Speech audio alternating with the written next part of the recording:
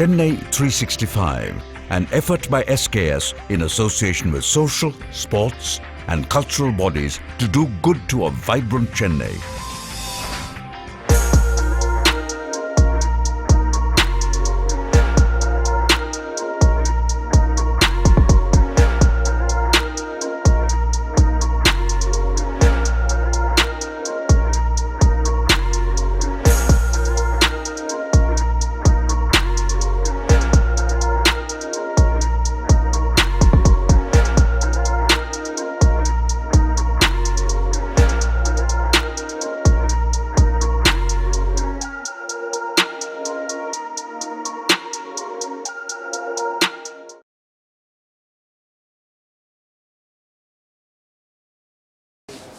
கவிஞர் ஆத்மநாமை குறித்து இன்றைய நிகழ்ச்சி நடைபெற உள்ளது. விழா மேடைக்கு வருமாறு தலைமை வைக்கும் எழுத்தாளர் சீனிவாச நடராஜன் அவர்களை அன்புடன் அழைக்கிறோம். முன்னிலை வைக்கும் இலக்கிய விதி அவர்களை மேடைக்கு அன்புடன் அழைக்கிறோம். இன்று அன்னம் விருது பெறவுள்ள கவிஞர் பெருந்தேவி அவர்களை அன்புடன் மேடைக்கு வருமாறு அழைக்கிறோம். சிறப்புரை ஆற்ற வந்துள்ள கவிஞர் கல்யாணராமன் அவர்களை அன்புடன் மேடைக்கு வருமாறு அழைக்கிறோம்.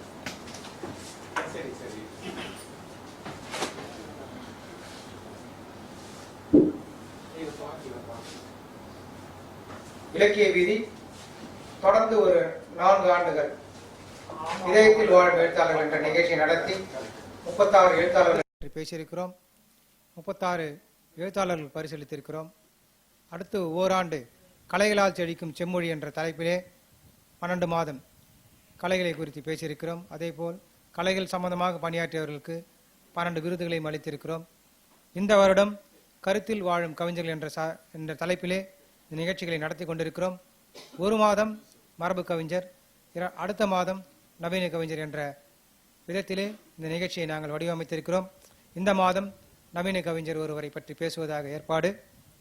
அதிலே கவிஞர் ஆத்மாராம் குறித்து இங்கே பேச உள்ளோம். முதலில் இந்த விழாவிற்கு வருகை தந்திருக்கிற அனைவரையும் அன்புடன் வரவேற்கிறோம். அதே போல மேடையில் வீட்டிற்கும் அனைத்து பிரமுகர்களையும் அன்போடு வரவேற்கிறோம். ஒரு சின்ன குறிப்போடு ஆரம்பிக்கலாம். இலக்கிய வீதிக்கென்று தனியாக ஒரு ரசிகர் பட்டாளமே இருக்கும். அவர்கள் பாதி பேர் கீழே இருக்கிற கூட்டத்தில் இருக்கிறார்கள். அவர்கள் வந்து சேர்வார்கள் என்று நினைக்கிறேன். வந்து கொண்டே இருக்கிறார் அழகிசாமியின் மகன் திரு ராமச்சந்திரன் அவர்கள் வருவார்கள். ஆத்மானாம் இவர் இயற்பெயர் SK மதுசூதனன். 1951 ஜனவரி மாதம் 18ஆம் தேதி பிறந்தவர். சென்னை வாசி. சென்னையிலே படித்தவர், சென்னையிலே இருந்தவர், சென்னையிலே பணியாற்றியவர். ழா என்ற கவிதையை தொடங்கி நடத்தியவர்.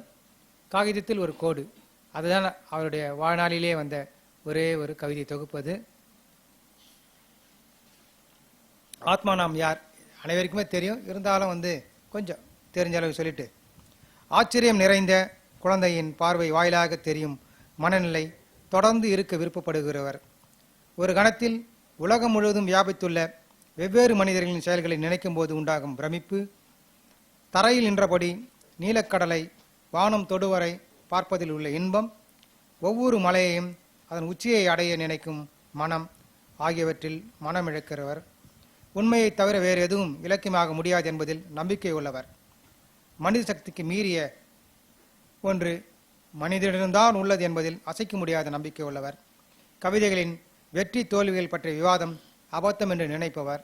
இதெல்லாம் அவர் தன்னை பற்றி தானே சொல்லிக்கொண்ட விஷயம்தான் இது. நான் புதிதாக சொல்லவில்லை. அவருடைய கவிதைகளிலே அவரை பற்றி சொல்ல வேண்டுமென்றால், நான் ஒரு நாணியும் இல்லை, நான் ஒரு சித்தனும் இல்லை, பித்தம் பிடித்தும் பிடிக்காத மேதை நான், படித்தும் படிக்காத புலவன் நான், வைத்தியம் தெரிந்தும் வைத்தியம் செய்யக்கொள்ளாத நோயாளி நான் என்று அவர் தன்னை பற்றியே சொல்லியிருக்கிறார். அவருடைய கவிதைகள் அவருடைய காலத்தில் வாசிக்கப்பட்டதோ இல்லை தெரியவில்லை. தொடர்ந்து இன்றைய காலகட்டத்தில் அவர் மறைவிற்கு பிறகு தொடர்ந்து இன்னும் பன்மடங்கு அவரை தொடர்ந்து படிக்கிறவர்கள், அந்த பிரமிப்பு நீங்காமல் வாசித்து கொண்டிருக்கிறவர்கள் நிறைய பேர் இருக்கிறார்கள். அதிலே ஒருத்தர் தான் நம்முடைய கல்யாணராமன் அவர்கள். அவருடைய இன்றைக்கு அவருடைய பொருத்தப்பாடு அரசியல் கவிதைகளை பொறுத்த வரைக்கும் ஒவ்வொரு கவிதையும் எடுத்து படித்தால் குறிப்பாக அவசர நிலை காலத்திலே அவர் எழுதிய கவிதைகளை படித்தால் இன்றைக்கும் அதனுடைய ரெலவன்ஸ் சொல்லுவாங்களே, அது அவ்வளோ பொருத்தப்பாடாக இருக்கிறது. ஒரு கவிதையை சொல்லி ஆத்மானாமை குறித்து முடிக்கலாம்னு நினைக்கிறேன். எனது சுதந்திரம் அரசாலோ தனிநபராலோ பறிக்கப்படுமெனில் அது என் சுதந்திரம் இல்லை, அது அவர்கள் சுதந்திரம் என்கிறார். வாழ்க ஆத்மானம். அடுத்தது இந்த நிகழ்ச்சிக்கு தலைமை வகிக்கொள்ள எழுத்தாளர் சீனிவாச நடராஜன் அவர்கள் பேசும் முன் அவரை அறிமுகப்படுத்தும் விதமாக ஒரு சிறிய குறிப்பு.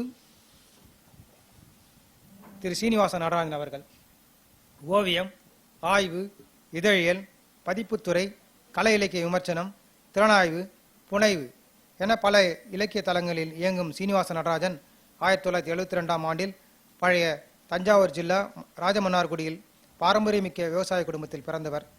சிறு வயதிலிருந்தே கலைகளின் மீது ஆர்வம் கொண்டு அது சார்ந்த பயணத்தில் இன்று வரை தன்னை ஈடுபடுத்தி கொண்டிருப்பவர். அப்படியான பயணத்தில் தன்னை சார்ந்தவர்களுக்கும் கலைகளின் மீதான ஆர்வத்தை தூண்டுபவர். பள்ளி படிப்பை முடித்ததும் 90களில் சென்னை ஓவியக் கல்லூரியில் சேர்ந்து BFA பட்டம் பெற்றவர். பொது நிர்வாகத்தில் MA MPhil பட்டமும் பெற்றுள்ளார். திருவாடுதுறை ஆதீனத்தில் 3 வருடங்கள் சைவ சித்தாந்தம் பயின்று சித்தாந்த ரத்தினம் எனும் பட்டம் பெற்றவர். ஓவியத்தில் MA பட்டம் பெற்று முனைவர் பட்ட ஆராய்ச்சியில் இருக்கும் இவர் அண்ணா பல்கலைக்கழகத்தில் கட்டிட நுண்கலையிலும் திட்டமிடுதலும் துறையில் ஓவியராக பணிபுரிகிறார். இவரது ஆய்வுகள் உலக அளவிலான கருத்தரங்குகளில் சமர்ப்பிக்கப்பட்டு பரவலான கவனத்தையும் பாராட்டுக்களையும் பெற்றுள்ளது. கலைப்போக்கின் இன்றைய நிலையையும் அதனால் சமுதாயத்தில் ஏற்பட்டுள்ள கலாச்சார சிதைவையும் தன்னுடைய கட்டுரைகளில் மேற்கோளிட்டு செழிப்பான கலைகளின் ஆரோக்கியமான வளர்ச்சியின் மூலம் மட்டுமே ஒரு நாட்டின் பண்பாட்டு ரீதியான வளர்ச்சியை முன்னெடுக்க முடியும் என்பதை நிறுவுகிறார். கோட்டோ பாணியிலும் அரூப ஓவிய பாணியிலும் பல கண்காட்சிகளையும் தனிநபர் கண்காட்சியாகவும் குழு கண்காட்சியாகவும் நடத்தியுள்ளார். இவருடைய கலைப்படைப்புகள் 2016-17ஆம் ஆண்டுக்கான மாநில அளவில் மரபு வழி மற்றும் நவீன பாணி கலைக்காட்சி விருதுக்கு தேர்வு பெற்றுள்ளது. இவருக்கான தனியாக ஒரு ஓவிய பாணி இருந்தது. கணினி வரைகளை வாயிலாக டிஜிட்டல் ஓவியங்களாக அவர் தனது படைப்புகளை உருவாக்கினார். இவர் கலை படைப்புகளுக்காகவும் சமூக பணிகளுக்காகவும் பல விருதுகளை பெற்றுள்ளார். சிறந்த ஓவியருக்காக தமிழக அரசின் உயரிய விருதான கலைமாமணி விருது 2007ஆம் ஆண்டு இவருக்கு வழங்கப்பட்டது. நாட்டு நல பணித்திட்ட அலுவலர் சிறப்பு விருது 2004ஆம் ஆண்டு வழங்கப்பட்டது. ஓவியராக இந்திய அளவிலும் சர்வதேச அளவிலும் கவனத்தையும் அங்கீகாரங்களையும் பெற்ற சீனிவாச நடராஜன் தனது சிந்தனைகளை தொடர்ந்து தமிழில் பதிவு செய்கிறார். அவையாவும் தமிழின் சீவிர சிற்றிதழ்கள் மற்றும் இடைநிலை இதழ்களில் வெளிவந்துள்ளன. மெய்ப்பொருள் என்ற பெயரில் ஒரு சிற்றிதழை நடத்தியவர். அதே பெயரிலான பதிப்பகத்தின் வாயிலாக நூல்களையும் வெளியிட்டு வருகிறார். கணையாழி இதழின் இணையாசிரியராக இருந்திருக்கிறார். ஆத்மானாம் அறக்கட்டளையின் நிறுவனர். நம்மோடு தான் பேசுகிறார்கள் என்ற நூலின் இணையாசிரியர். தமிழின் முதல் டிசைனர் நாவலான விடம்பனம் இவரது படைப்பில் மிக முக்கியமானது. அச்சப்பட தேவையில்லை என்ற கட்டுரை தொகுப்பு கடந்த ஆண்டில் வெளிவந்துள்ளது. முக்கியமாக தமிழ்நாட்டு பாடநூல் நிறுவனம் சமீபத்தில் வெளியிட்டுள்ள புத்தகங்களை பற்றி புகழாதவரே கிடையாது. அனைவரும் புகழ்ந்து அதையெல்லாம் தொடர்ந்து தமிழ் இன்று போன்ற இதழ்கள் வெளிவந்து கொண்டிருக்கிறது. அந்த புத்தகங்கள் பாராட்டு பெற்றிருக்கிறது என்றால் அந்த புத்தகங்களினுடைய வடிவமைப்புக்கு, அதாவது தலைமை வடிவமைப்பாளர் இவர்தான். அந்த புகழெல்லாம் நம்முடைய சீனிவாச நடராஜன் அவர்களெல்லாம் சேரும். இப்படி அது நம்முடைய புத்தகங்களை படித்திருப்போம்.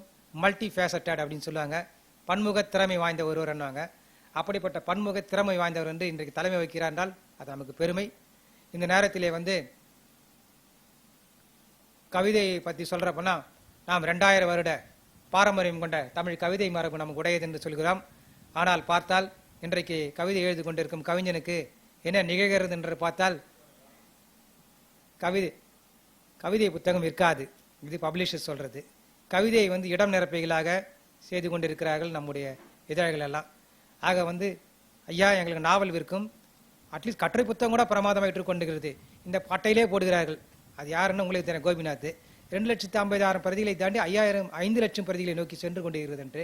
ஆனால் இன்று கவிதை புத்தகம் போடென்றால் குறும்பதிப்பு, டிமாண்ட் ஆன் பிரிண்ட் இப்படியாக போய்கொண்ட சூழலிலே இந்த தமிழ் கூறும் நல்லூரில் இருக்கிற கவிஞர்கள் எல்லாம் கௌரவிக்க வேண்டிய அளவிலே ஆத்மானாம் அறக்கட்டளை ஒன்றை அமைத்து அது மூலமாக வருடம் ஒரு கவிஞரை சிறப்பித்துக் கொண்டிருக்கிறார். சென்ற ஆண்டிலிருந்து மொழிபெயர்ப்பு கவிதைகளை மொழிபெயர்த்து தமிழுக்கு நற்பணியாற்றும் எழுத்தாளர்களையும் பாராட்டு கொண்டிருக்கிறார். அந்த அளவிலே தொடர்ந்து ஆத்மானாம் பெயரை, என்னால் ஆத்மானம் என்று நினைவுக்கு வருவதே கவிதை தான். அவர் பெயரில் ஒரு அற்புதமான ஒரு அறக்கட்டளை அமைத்து கவிஞர்களுக்கு ஒரு உத்வேகம் கொடுத்து கொண்டிருக்கிறார். அப்பேற்பட்ட திரு சீனிவாசன் நடராஜன் அவர்கள் இந்த தலைமைக்கு வந்திருக்கிறார். அவர் நம்முடைய தலைமுறையாற்ற அன்புடன் அழைக்கிறேன். வருக.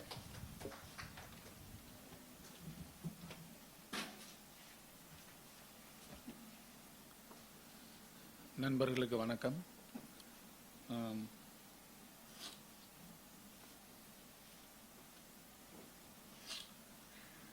இலக்கிய வீதி ஐயா இனியவன் அவர்களுக்கு என்னுடைய வணக்கம். கிருஷ்ணா ஸ்வீட்ஸ் நடத்தும் இலக்கிய வீதியும் இணைந்து பாரதிய வித்யா பவனும் இணைந்து நடத்தும் இந்த விழாவில் என்னை அழைத்தமைக்கு நான் நன்றியை தெரிவித்துக் கொள்கிறேன்.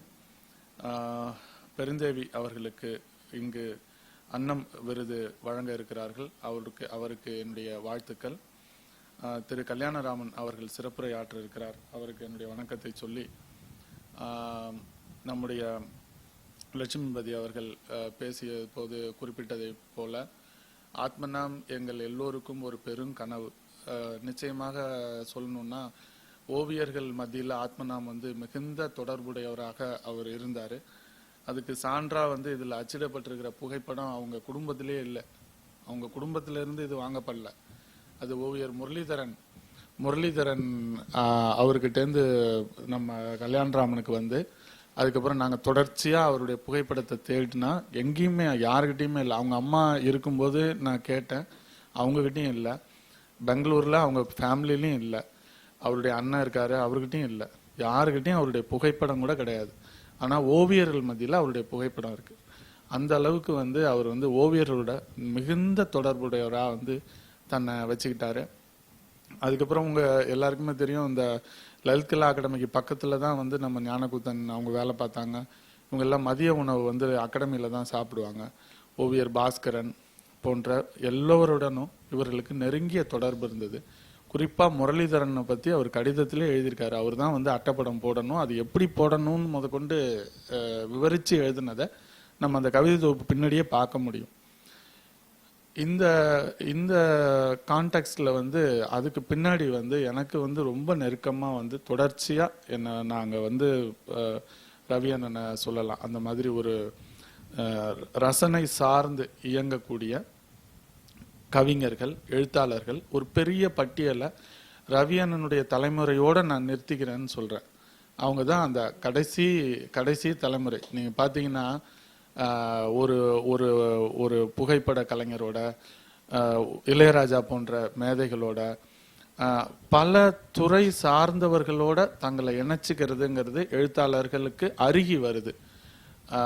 மேலை நாட்டு மொழியில இலக்கியங்களை வாசிக்கிறதும் அது சார்ந்து தமிழ்ல எழுதுறதுமான போக்க மாற்றி நம்முடைய பாரம்பரியத்திலிருந்து வெர்னாக்குலர், மைக்ரோ வெர்னாக்குலர், நானோ வெர்னாக்குலர் ஆஸ்பெக்ட்ல இருந்து நம்ம மொழிக்கு ஒரு மேன்மையை அல்லது நம்ம மொழிக்கு ஒரு மாடர்னிட்டியை அல்லது ஒரு சமகால தன்மையை கொடுக்க முடியும் வாழ்க்கை மூலமா அப்படிங்கிறதுக்கு ஒரு உதாரணமா நான் இவங்களெல்லாம் இந்த தலைமுறையோட பெருந்தேவி, ரவி அண்ணன், அந்த மாதிரியான தலைமுறை வரைக்கும் என்னால் பார்க்க முடியுது. ஏன்னா நான் அவங்க கூடயும் சேர்ந்தே பயணப்பட்டவங்க தான். திருவல்லிக்கேணியில் அவங்கெல்லாம் கூட்டம் நடத்தும் போது நான் எங்கேயோ ஒரு பொட்டிக்கடையில் நின்றுட்டு இருந்திருப்பேன். ஸோ அந்த மாதிரி ஒரு நெருக்கமான ஓவியர்களுடனும் எழுத்தாளர்களுடையும் மற்ற துறை சார்ந்த வல்லுநர்களுடையும், நாதஸ்வரம் பற்றி இப்போ அண்ணன் எவ்வளோ வேணாலும் பேச முடியும். அவங்க தான் சீவாலிலேருந்து தக்கப்பூன்லேருந்து எல்லாத்தையும் சொல்லி கொடுத்தவங்களே அவங்க தான். நானும் அந்த ஊர்லேருந்து வந்திருந்தாலும் எனக்கு கொரக்காத்தட்டங்கிற ஊருங்கிறது தான் அந்த சீவாலி செய்கிற இடம்னு நான் வீட்டுக்கு பின்னாடி இருக்கிறதே நான் அதுக்கப்புறம் போய் பார்க்குறேன். அந்த மாதிரி என்ன ஆஸ்பெக்ட்லையும் ஒரு டீட்டெயில்னு ஒரு மைக்ரோ டீட்டெயில் வரைக்கும் போகிறதுக்கு அழகிர் சாமி அவங்களுடைய மகன் இங்கே வந்திருக்கிறாங்க. ஸோ அந்த மாதிரி இவ்வளோ பேரோட இணைஞ்சு வாழ்ந்தாதான் அதிலிருந்து கிடைக்கக்கூடிய அனுபவங்களை வெளிப்பாடுகளாக வைக்கும்போது அது ஒரு உயர்வான ரசனையா வெளிப்படும் அப்படிங்கிற ஒரு நம்பிக்கையில இயங்கிக்கிட்டு இருந்த காலகட்டத்தில் ஆத்மநாம் மிகவும் முக்கியமானவர்.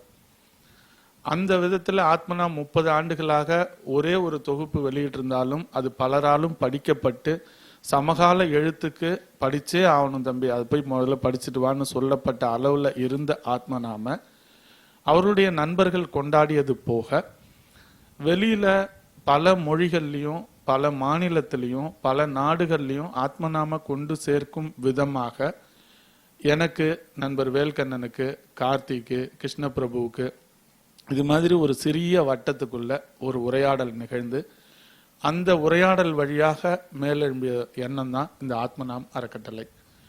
அதனுடைய பங்கு பணியா நாங்க நினைச்சது, ஒவ்வொரு ஆண்டும் வேற்று மொழியில் இருக்கக்கூடிய சிறந்த கவிஞர்களை கூட்டிட்டு வந்து அவங்களுடைய ஒரு லெக்சர் சீரியஸ் ஆரம்பிக்கிறது. அதுதான் முதல்ல நாங்க நினைச்சோம். அதையும் நாங்க 3 ஆண்டுகளா நிறைவேற்றிருக்கோம். HH சிவபிரகாஷ் கன்னட கவிஞர் வந்தாரு, அதுக்கப்புறம் அனிதா தம்பி மலையாளம்லேருந்து, அப்புறம் நம்ம சச்சிதானந்தம் வந்தாரு. இந்த ஆண்டு நம்ம ஒரிய மொழியிலேருந்து ஒருத்தரை கூப்பிட்டுருக்குறோம், அவரும் ஒப்புதல் கொடுத்துருக்கிறாரு. ஸோ இந்த மாதிரியான ஒரு தொடர் செயல்பாட்டை உருவாக்குறது, அவங்களுக்கு ஆத்மநாம நாம கொடுக்கறது, அங்க இருக்கவங்களை பத்தி இங்க கொண்டு வர்றது, அப்படி ஒரு கல்ச்சுரல் எக்ஸ்சேஞ்ச் அண்ட் டிபேட் உருவாக்குறது தான் இதோடைய நோக்கமா இருந்தது. கூடவே அந்த ஆண்டில், அந்த 3 ஆண்டுகளில் வெளிவந்த ஒரு தொகுப்புக்கு நாம வந்து ஆத்மநாம் விருது ஒன்றை, ஆத்மநாம் பெயரிலான ஒரு விருது ஒன்றை கொடுக்கறதுன்னு முடிவு பண்ணோம். முடிவு பண்ண பிறகு ஒரு ஃபேமிலி ட்ரஸ்ட் ஆரம்பிச்சு, அது ஒரு முதல்ல ஒரு 5 லட்சம் ரூபாய் இருந்தது, அப்புறம் 10 லட்சம் ஆச்சு. இப்போ பெங்களூர்ல இருந்து கவிஞர், அவங்க பேர் என்ன, லாவண்யா சுந்தரராஜன், ஒரு 5 லட்சம் ரூபாய் நன்கொடை கொடுத்துருக்காங்க. இப்போ மேபி அடுத்த ஆண்டிலிருந்து ஆத்மநாம் அறக்கட்டளை ஒரு சிற்றிதழையும் கொண்டு வரலாம் அப்படிங்கிற ஒரு எண்ணம் உருவாயிருக்கு. ஆத்மநாம் அறக்கட்டளை செய்ய வேண்டிய பணிகள் நிறைய இருக்கு. உதாரணத்துக்கு 1940களில் இருந்து அல்லது பாரதியிலிருந்து துவங்கி கவிதைகளை டிஜிட்டல் வகைமைப்படுத்துறது, எங்கிருந்து வேணா ஒரு போர்ட்டல் ஆரம்பிச்சு மாடர்ன் லிட்ரேச்சர்ல சமகால கவிதைகளை டிஜிட்டலைஸ் பண்ணி அதை எங்கிருந்து வேணாலும் பதிவிறக்கம் செய்யவும் படித்து பார்க்கவும் வசதிகளை ஏற்படுத்துறத முக்கியமான நோக்கமாக கொண்டிருக்கு. அதுக்கு கோயம்புத்தூர்ல இருந்து ஒரு நண்பர் எல்லா தொகுப்புகளையும் வச்சிருக்கிறாரு. மற்ற பேர்கிட்டையும் நாங்கள் பேசிட்டு இருக்கிறோம். அதை டிஜிட்டைஸ் பண்றது எப்படிங்கிறது ஃபைனலைஸ் ஆனோன்னு ஒரு 4-5 ஆண்டுகளுக்குள்ள அதை வந்து டிஜிட்டைஸ் பண்றது அப்படிங்கிற ஒரு பணி.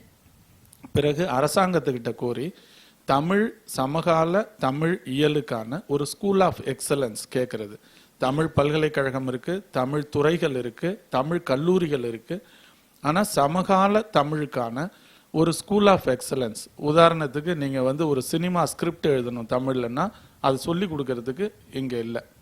தமிழ்ல நான் சொல்றது, தமிழிலேயே சிந்தித்து தமிழிலேயே எழுதுவதற்கான பயிற்சி, பாடல்கள் எழுதுவதற்காக இருக்கட்டும், கவிதைகளாக இருக்கட்டும், நாவல்களுக்காக இருக்கட்டும், புனைவுகளாக இருக்கட்டும், கட்டுரைகளாக இருக்கட்டும், எல்லாத்துக்குமான ஒரு கல்லூரி கல்வி அளவில் academic structure, academic course structure, அந்த மாதிரி அது ரிசர்ச் வரைக்கும் ஒரு ஸ்கூல் ஆஃப் எக்கனாமிக்ஸ் இருக்கிற மாதிரி, ஒரு ஸ்கூல் ஆஃப் இங்கிலீஷ் இருக்கிற மாதிரி, அந்த மாதிரி தமிழுக்கான ஒரு ஸ்கூல் ஆஃப் எக்ஸலன்ஸை முன்னெடுப்பது, அதை வந்து அரசுகிட்டையும் கோருவது, தனியார் அமைப்புகளிடமும் சொல்லி அதை நிறுவுவது, அதை வந்து உருவாக்குறதுக்கு பாடுபடுறது, இதெல்லாம் ஆத்மநாம் அறக்கட்டளையினுடைய முக்கியமான எதிர்கால திட்டங்களா நாங்க வந்து எங்களுடைய ரவி அண்ணன் போன்ற, லட்சும்பதி போன்ற, கல்யாணராமன் போன்ற, பெருமாள் முருகன் போன்ற விவாதிச்சுட்டு இருக்கிறோம். தொடர்ச்சியா அதை எப்படி எடுத்துட்டு போறதுங்கிறத நோக்கமா வச்சிருக்கிறோம். இதன் பிறகு நான் வந்து கவிஞர் ஆத்மநாம் பற்றி குறிப்புகளை லட்சும்பதி படிச்சுட்டாங்க. ஸோ அதுக்குள்ள நான் விவரமா போகிறதுக்கு அதிக நேரம் எடுத்துக்கல. ஆனா தொடர்ந்து எந்த அறக்கட்டளையாக இருந்தாலும் மாடர்ன் தமிழுக்காக, சமகால தமிழுக்கான அகடமிக்கலான ஸ்ட்ரக்சரை உருவாக்குறது அப்படிங்கிறதுல ஏன் நான் இந்த மேடையில சொல்றேன் அப்படின்னா, பெருந்தேவி போன்ற பெரும் கல்வியாளர்கள் அவர்களுடைய ஆராய்ச்சியின் வழியாக கோட்பாடுகளை உருவாக்கியும் நிறுவியும் கட்டுரைகளை கொடுக்கும் பட்சத்தில் அதை வாசித்து அடுத்த தளத்திற்கு எடுத்து போகக்கூடிய தீவிரமான வாசகர்களை நாம் இழந்து கொண்டிருக்கிறோம். 1.25 லட்சம் மாணவர்களை நாம் பொறியியலிலும் இழந்து கொண்டிருக்கிறோம். பொறியியல் படிப்பில் இருப்பவர்களும் தமிழின்பால் ஆர்வம் கொண்டிருப்பது என்பது இங்கு ஒரு பெரிய இடைவெளியை உருவாக்கி இருக்கிறது. ஆங்கில கல்வி முறையால் மட்டும் இந்த அழிவு ஏற்படவில்லை. நாம் தமிழை நவீனமாக சமகாலமாக முன்னிறுத்தாததன் காரணமாகவே இது நிகழ்கிறது என்ற கோணத்தில் நான் இந்த மேடையில் அதை வலியுறுத்தி பெருந்தேவிக்கு என்னுடைய வாழ்த்துக்களை சொல்லி விடைபெறுகிறேன். நன்றி.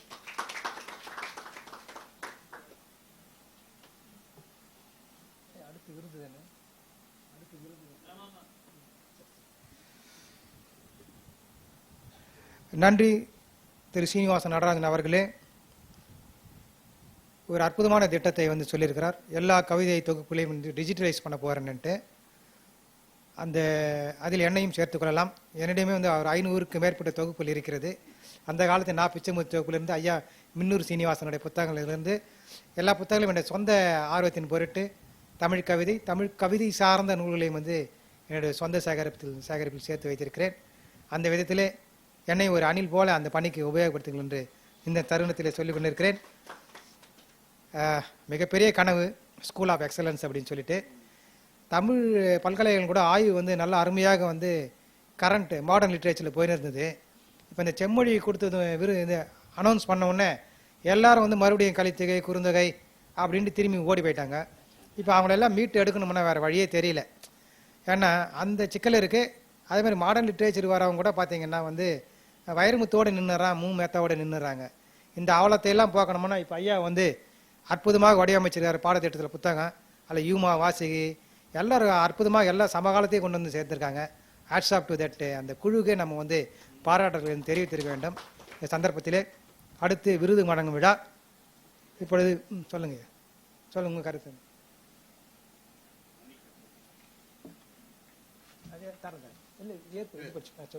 என் பெயர் கமல்நாதன். நான் சென்னை மற்றும் கோவை வானொலி நிலையத்தில் இயக்குநராக பணியாற்றியவன், கவிஞன், இலக்கியவாதி, எழுத்தாளர். ஒரே ஒரு செய்தியை ஐயாவுக்கு பகிர்ந்து கொள்ள விரும்புகிறேன்.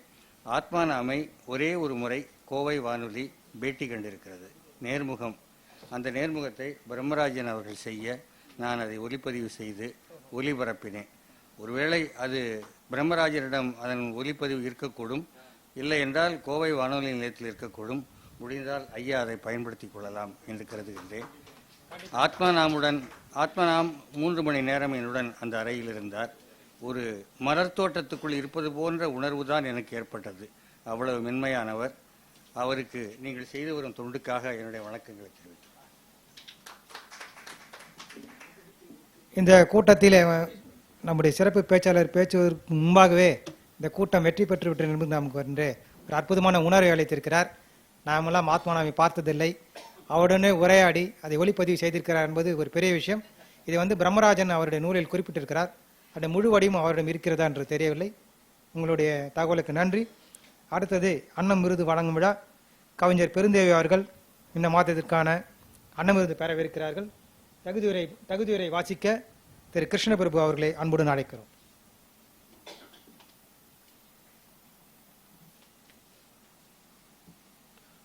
எல்லோருக்கும் வணக்கம்.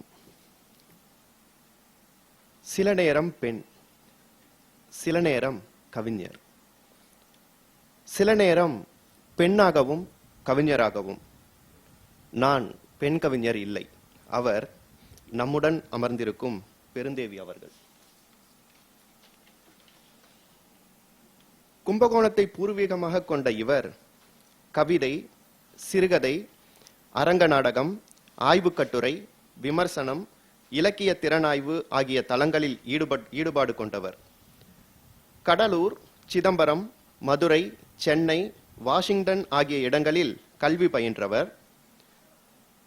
காலனிய சொல்லாடல்களும் மாரியம்மன் வழிபாடுகளும் சார்ந்த ஆய்வின் தலைப்பில் முனைவர் பட்டத்தை ஜார்ஜ் வாஷிங்டன் பல்கலைக்கழகத்தில் வாஷிங்டனில் பெற்றவர்.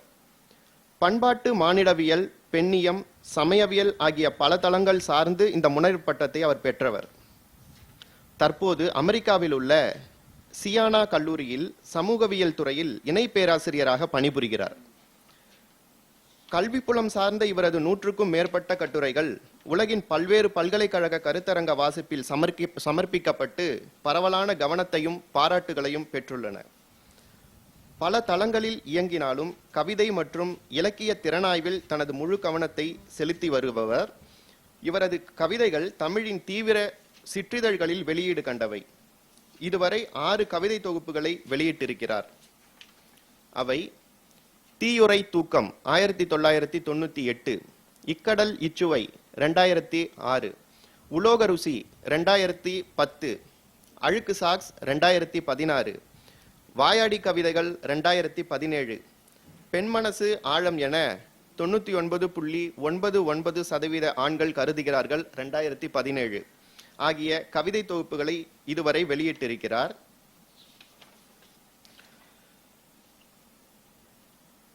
கவிதை எனப்படுவது யாதெனில், உன் கண்ணை அது நேருக்கு நேர் பார்க்க வேண்டும், தவிர்த்து பார்வையை திருப்பிக் கொண்டால் உன் தாடையை உடைத்து முகத்தை தன் பக்கம் திருப்பிவிடுமோ என அச்சம் தருகிற வகையில் வலிமையாக அந்த வலிமை அதன் நேர் மட்டுமே என்கிற பெருந்தேவியின் வரிகளுக்கு ஏற்ப இவருடைய கவிதைகள் வலிமையுடன் நம்மை படிக்க தூண்டுபவை.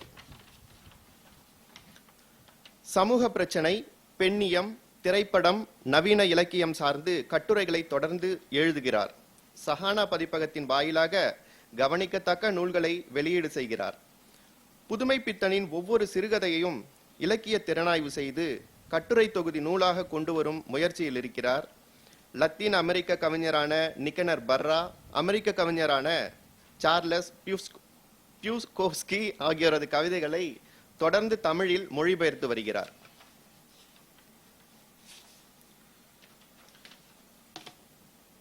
விதவிதமாக எழுதி பார்ப்பது கலைடாஸ்கோப்பில் வண்ண இணைவுகளை காண்பதைப் போல நல்ல வேடிக்கையாக இருக்கிறது, உற்சாகம் அளிக்கிறது என்கிற பெருந்தேவி தனது இலக்கிய பயணத்தை இதே உற்சாகத்துடன் தொடர இலக்கிய வீதி வாழ்த்தி இந்த அன்னம் விருதை இத்தருணத்தில் வழங்குவதில் பெருமை கொள்கிறது.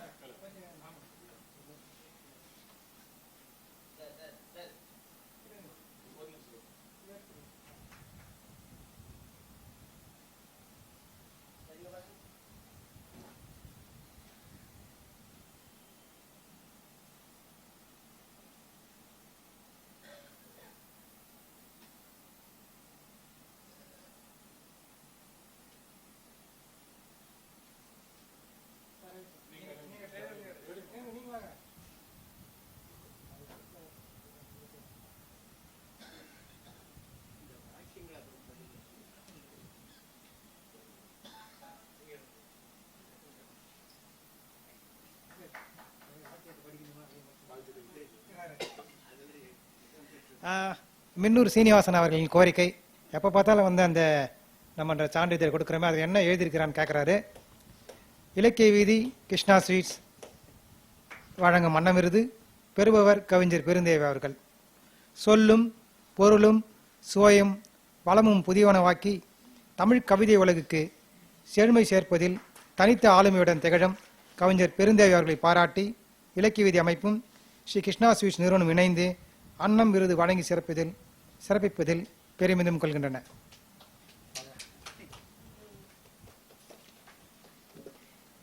அன்னம் விருது பெற்ற கவிஞர் பெருந்தேவி அவர்களை ஏற்புரை வழங்க அன்புடன் அழைக்கிறோம்.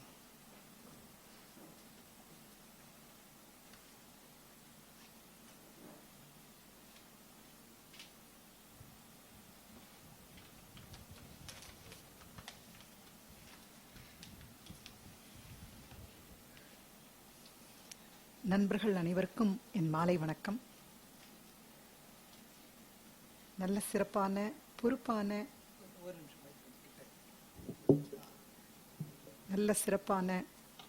பொறுப்பான தலைமை உரையை எழுத்தாளர் ஸ்ரீனிவாசன் நடராஜன் அவர்கள் வழங்கினார். அவருக்கும் இலக்கிய வீதி அமைப்பினருக்கும், குறிப்பாக இலக்கிய வீதி இனியவன் ஐயா அவர்களுக்கும், இங்கு ஆத்மானாம் பற்றி சிறப்புரை வழங்க இருக்கும் பேராசிரியர் கல்யாண்ராமன் அவர்களுக்கும், திரு துரை லட்சுமிபதி அவர்களுக்கும் எனது வணக்கத்தை தெரிவித்துக் கொள்கிறேன்.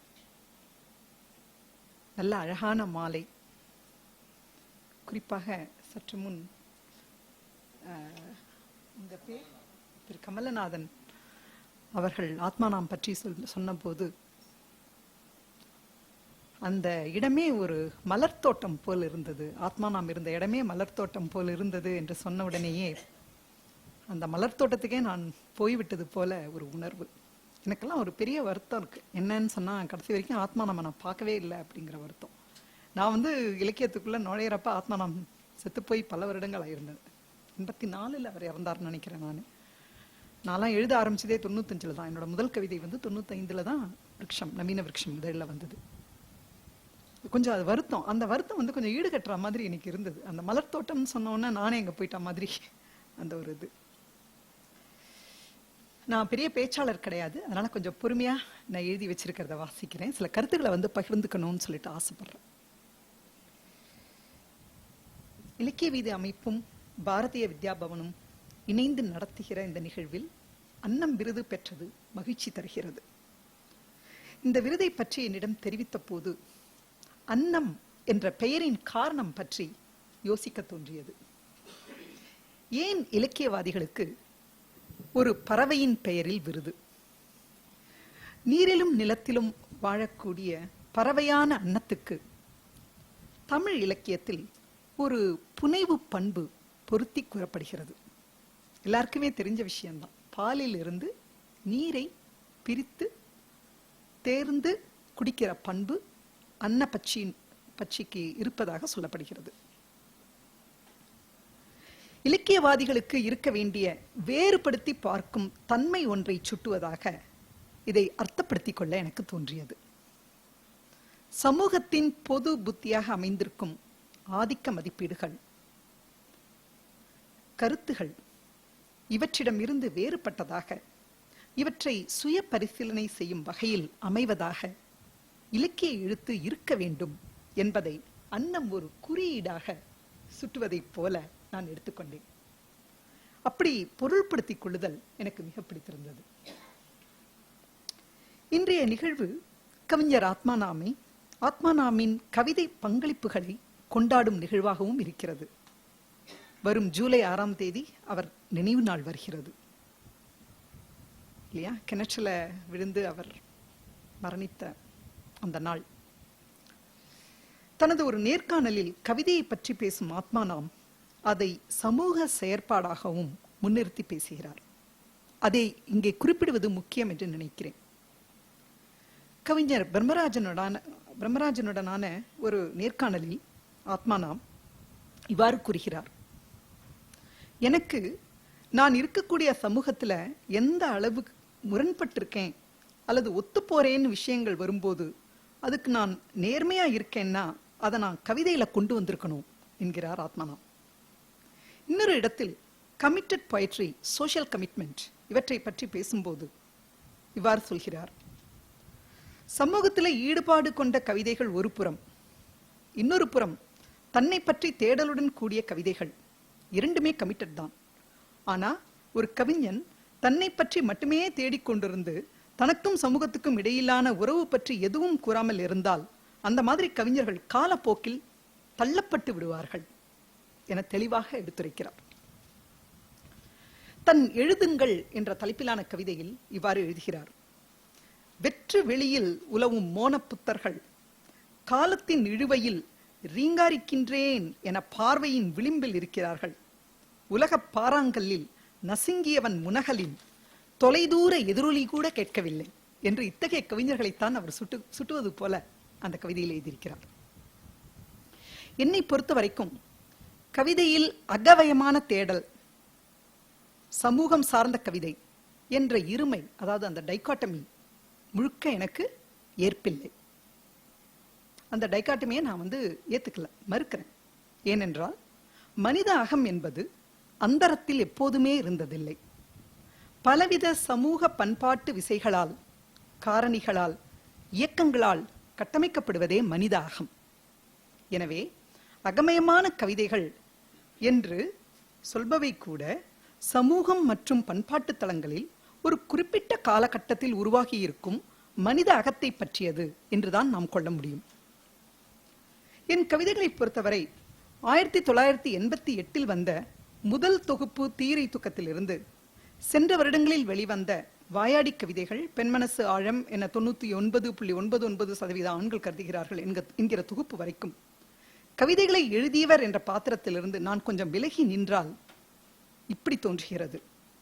தனி மனித அகம் என்பதில் மையம் கொண்டிருந்த எழுத்து வெவ்வேறு மனித அகங்களுக்கு இடையில் மனிதர்களுக்கும் பிற உயிர்களுக்கும் இடையிலான தொடர்பு பற்றிய ஊடாட்டம் பற்றியதாக மாற்றமடைந்திருக்கிறது எனது எழுத்து என்றே கருதுகிறேன். மேலும் கவிதை வகைமையை பொறுத்தவரை என் கவிதைகளுக்கு பெரிய அளவில், அது முதல்ல சொல்லணும், என் கவிதைகளுக்கு பெரிய அளவில் இதுவரை திறனாய்வுகள் எதுவுமே வந்ததில்லை. பொதுவாக தமிழ்ச்சூழலில் புகழுரைகள் அல்லது புறக்கணிப்புகள் இருக்கும் அளவுக்கு தீவிர வாசிப்புகள் இல்லை. இப்போ சமீபத்தில் என்னோட நேர்காணல்ல இந்துல கூட நான் சொல்லியிருக்கேன், ஒரு விமர்சன தேக்க நிலை இருக்கு தமிழ்ச்சூழல்ல அப்படின்னு சொல்லி. என்றாலும் கடந்த 2 ஆண்டுகளில் வெளிவந்த என் கவிதைகளை எதிர்கவிதை என்றோ பின்னவீனத்துவ கவிதை என்றோ ஒரு வாக்கியத்தில் சொல்லி விடுபவர்கள், தள்ளி விடுபவர்கள் இருக்கிறார்கள். வாயாடி கவிதைகள் தொகுப்பின் முன்னுரையில் நான் எழுதியது போல இந்த வகைமை விவகாரத்தை விமர்சகர்களிடம் விட்டால் சுவாரஸ்யமான சர்ச்சைக்கு பஞ்சம் இருக்காது. ஏதோ ஒரு வகைமை, ஒரு சட்டகம் போட்டு அவங்க எழுதிடுவாங்க. தவிர இந்த வகைமையில் தான் எழுத வேண்டும், இந்த கோட்பாட்டின் அடிப்படையில் தான் எழுத வேண்டும் என்று திட்டமிட்டு ஒருவர் கவிதை எழுத முடியாது என்று நினைக்கிறேன். அப்படி ஒருவர் கவிதை எழுதினால் அளவுகோலுக்கு ஏற்ப அல்லது செருப்புக்கு ஏற்ப வெட்டிய காலாக எழுத்து இருந்துவிடக்கூடும். ஏன் இந்த வடிவத்தில் எழுதுகிறீர்கள் என்று கேட்டால், ஏதோ அந்த தருணத்தில் அப்படி எழுத தோணிச்சு, அதனால் அப்படி எழுதினேன் என்று புதுமைப்பித்தன் ஒரு கேள்விக்கு சொன்ன பதிலை போலத்தான் எனது பதிலும் இருக்கும். ஆனால் எதிர்கவிதை என்று அழைக்கப்படுகிற கவிதைகள் மேல் வாசகராக எனக்கு ஈடுபாடு உண்டு. ஆத்மானாம் கூட தன் நேர்காணலில் தமிழ்ச்சூழலில் கவிதையின் வளர்ச்சி பற்றி பேசும்போது எதிர்கவிதை பற்றி கூறியிருக்கிறார்.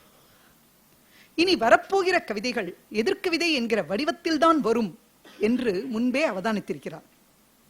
ஆத்மானாமின் வகுப்புக்கு வரும் எலும்புக்கூடு, முத்தம் போன்ற கவிதைகள் எதிர்கவிதைகளாக அமைந்தவை. அந்த விதத்தில் அவர் எதிர்கவிதைக்கு தமிழ்ச்சூழலில் ஒரு முன்னோடியும் கூட.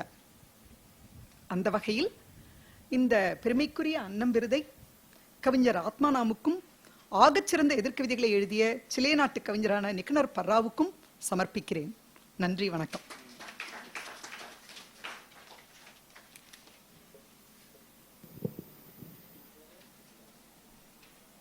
தொடர்ந்து 20 ஆண்டுகளுக்கு மேலாக தமிழ் இலக்கிய பரப்பிலே இயங்கிக் கொண்டிருக்கும் பெருந்தேவி அவர்களுடைய முதல் நேர்காணல் என்ற வடிவத்திலே இப்போதுதான் தமிழ் இந்துவிலே வந்திருக்கிறது. ஏனால் விடாப்பிடியாக கவிதையை பற்றி கொண்டிருக்கிறார் என்பதை நினைக்கும் பொழுதே தமிழ்ச்சூழலின் அவலம் நமக்கு இப்படிலாம் இருக்கிறது. இதெல்லாம் நாம் உடைத்து கொண்டு வர வேண்டிய ஒரு கட்டாயத்தில் இருக்கிறோம். அவருடைய தொகுப்பை பற்றி சொன்னாங்களே, ஒரு குறிப்பிடத்தக்க விமர்சனம் எதுவுமே வரவில்லை என்று நானும் என்னிடையே இருக்கிற அகாடமிக் புக்கு, தனித்தனியாக எழுதின புஸ்தகம், உள்ளுணர்வின் தடத்தில் என்று நம்ம ஜெயமோகன் எழுதின புஸ்தகம் எல்லாத்திலும் தேடி தேடி படித்தா இவங்களை குறிப்பிடவே இல்லை. போன மாதம் காலச்சுவடு இதழில் தி பரமேஸ்வரி எழுதிய கட்டுரையில் 90களில் எழுத துவங்கி தொடர்ந்து இயங்கிக் கொண்டிருக்கும் மீனாட்சி அவர்கள் பெருந்தேவர்கள் குறிப்பிட்டிருக்கிறார்கள்.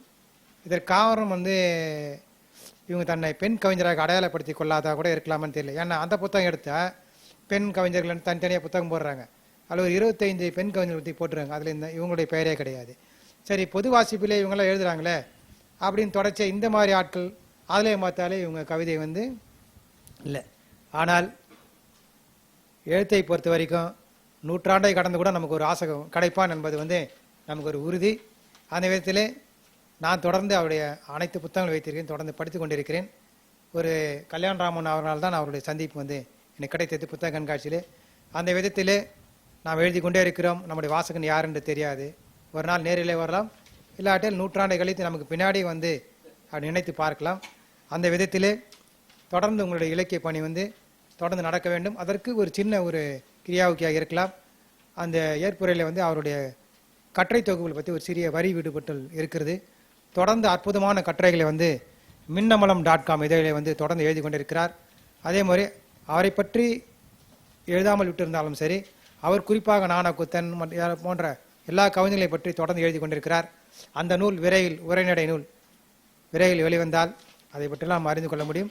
இந்த ஆண்டு இறுதிக்குள்ளும் அவருடைய மற்றொரு கவிதை தொகுப்பு வரவிருக்கிறது என்று சொல்லி அடுத்தது நம்மிடையே வந்து இன்றைய சிறப்பு பேச்சாளர் திரு கவிஞர் கல்யாணராமன் அவர்கள் வந்திருக்கிறார்கள். அவர்கள் கல்யாணராமனை பற்றி ஒரு குறிப்பு. பழந்தமிழிலும் நவீன தமிழிலும் பயிற்சியுள்ளவர். பிற மொழி இலக்கியத்திலும் தத்துவம் உள்ளிட்ட துறைகளிலும் பரந்த வாசிப்புடையவர். மார்க்சியம், பெரியாரியம் ஆகிய கோட்பாட்டு உங்களுக்கு நிறைய நேரம் இருக்குது, இவருக்கு 1 மணி நேரம் நம்ம சொல்லணும் இல்லை. தத்துவம் உள்ளிட்ட துறையிலும் பரந்த வாசிப்புடையவர். மார்க்சியம், பெரியாரியம் ஆகிய கோட்பாட்டு பார்வைகளை கொண்டவர். நந்தனம் அரசு கலைக்கல்லூரியில் தமிழ் பேராசிரியர் பணியாற்றுகிறார். 3 கவிதை தொகுப்பு வெளியிட்டிருக்கிறார். நரகத்திலிருந்து ஒரு குரல், எப்படி இருக்கிறாய், ஆரஞ்சாயனம் சமீபத்தில் வந்த நூல் இவருடைய கவிதை தொகுப்புகள். தி ஜானகிராமனின் நாவல்களை ஆராய்ந்து முனைவர் பட்டம் பெற்றுள்ளவர். முக்கியமாக ஆத்மநாம் குறித்து கனல் வட்டம் என்கிற ஒரு பெரிய அற்புதமான நூலை வந்து எழுதியிருக்கிறார். ஒரு கவிஞரை குறித்து அவருடைய மொத்த கவிதைகளை எடுத்துக்கொண்டு ஆய்வு நிகழ்த்து வந்து ஏதோ PhD MPhil கூட போவாங்க. அப்படி கூட ஒரு சிறப்பான ஆய்வுகள் வந்து நடந்ததில்லை. இதற்கு முன்னால் சுந்தர ராமசாமி கவிதைகளை எடுத்து ராஜமாத்தன் செய்திருக்கிறார். அதற்கு முன்னால் வந்து கூப்பார எழுத்துக்களை ஆய்வு செய்த கரிச்சான்குஞ்சு அப்படி மொத்த கவிதைகளை எடுத்துக்கொண்டு ஒவ்வொரு கவிதையும் என்ன சொல்ல வருகிறதுன்னு சொல்லியிருக்கிறார். அந்த விதத்திலே ஒரு மைல்கல் கடைசியில் பார்த்தா இப்பொழுதுதான் வந்து ஆத்மநாமுக்கு வந்து ஒரு பெரிய நூலை வந்து எழுதியிருக்கிறார் வந்து திரு ராமன் அவர்கள். நவீன கவிஞர் ஒருவரை பற்றி இப்படி ஒரு பெண்ணம் பெரிய நூல் இதற்கு முன் வந்ததில்லை. சில கவிதைகளின் பொருளை கல்யாணராமன் விவரித்து சொல்லும்போது உடன் பயணப்பட்டு வெவ்வேறு தளங்களை சென்று அடைந்து விடுகிறோம். விமர்சனத்தின் ஒரு பகுதியாக பாட வேறுபாடு ஆய்வுக்குள்ளும் நுழைந்துள்ளார். அது ஒரு அந்த சாப்டர் வரையும் பார்த்தீங்கன்னா நவீன கவிதையிலும் வந்து நம்ம பாட வேறுபாடுகள்லாம் நம்ம வந்து முக்கியத்துவம் கொடுக்கணும்னா முக்கியத்துவம் கொடுக்க வேண்டும் என்று அந்த ஒரு அற்புதமான விஷயத்தை செய்திருக்கிறார். இந்த வரி என்னுடைய சொந்த வரி இல்லை, இது பெருமாள் முருகனின் வரி. இவர் வந்து தொடர்ந்து பார்த்தீங்கன்னா அடுத்தது முயற்சி வந்து விரைவில் வந்து ஒரு சிறுகதை தொகுப்பு கொண்டு வர உள்ளார். அதனுடைய ஒரு இது வரைக்கும் 7-8 கதையை முடிஞ்சு போச்சு. 2-3 மாதத்துக்கு முன்னாடியும் ஒரு கவிதை காலச்சுவடையில் வந்திருக்கிறது. மணிமேகலை புனையும் ஒரு உலகாயுதம் என்ற ஒரு அற்புதமான கட்டுரை. ஆக்சுவலாக வந்து அந்த புத்தகம் வந்து ஒரு செமினார் புத்தகம் தான், ஒரு கல்லூரியில் நடந்த புத்தகம் தான். அது வந்து வாய்ப்புள்ளவர் அந்த புத்தகத்தை படிக்கணும். ஒரு அந்த கட்டுரையை வந்து குறிப்பாக வந்து இது வரைக்கும் நான் 10 முறை வாசிட்டு இருக்கிறேன். என்னுடைய புத்தக ரேக்கில் அது முன்னாடி தான் வச்சிருப்பேன். அந்த மணிமேகலை செமினார் புத்தகம் வந்து மெத்தா பப்ளிகேஷன்ஸ் தான். அது ஏன் தமிழகம் கவனிக்க தவறி விட்டுச்சுன்னு தெரியல, ஒரு ரிவ்யூ கூட வரல. அந்த புத்தகத்தில் வந்து முழுக்க மணிமேகலை நீண்ட நாள் கழித்து மணிமேகலை குறித்து வந்துள்ள ஒரு ஆய்வு புத்தகம் அது. அதில் வந்து மணிமேகலை புனையும் உலகாயுதம் ஒரு கட்டுரை அப்பப்போ எடுத்து படிச்சுன்னு இருப்பேன் நான். அது அவருடைய நடைக்கோசரம், அவருடைய கருத்துக்கோசரம், அது எப்படி அவர் நிறுவுகிறார் அப்படின்னு சொல்லிட்டு. ராமனுக்கு பேசுவதும் எழுதுவதும் வேறல்ல. அவர் பேசுவதை கேட்கும்போது எழுதி வாசிப்பதை போல தோன்றும் என்பார் பெருமாள் முருகன். அதைவிட கையில் குறிப்பேதும் வைத்துக் கொள்ளாமல் பேசுவதில் விற்பன்னர். மணிக்கணக்கில் பேசும் திறன் படைத்தவர். அது வெட்டி பேச்சல்ல, ஆழ்ந்த வாசிப்பினால் விளைந்த அற்புதமான பேச்சு. எனினும் நாம் அவருக்கு இன்று கொடுத்திருப்பது சரியாக 1 மணி நேரம் என்றால் அவருடைய நண்பர் சரவணன் இல்லை. அவர் தான் வந்து இதற்கு முன்னால் நடந்த கூட்டத்தில் எல்லாம் நிறுத்த போய் சண்டையே வந்திருக்கிறது. நான் அதற்கெல்லாம் தயாரில்லை. சரியாக 8:30 மணிக்கு முடித்துக் கொள்ளுமாறு அன்புடன் அவரை கேட்டுக்கொள்கிறேன். நன்றி. பேச வருக திரு ராமன் அவர்களே.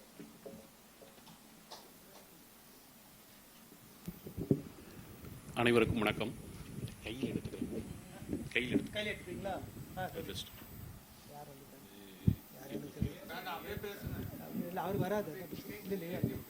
இது இறக்கணும் இல்லையா? இது தனியாக வந்துருங்க.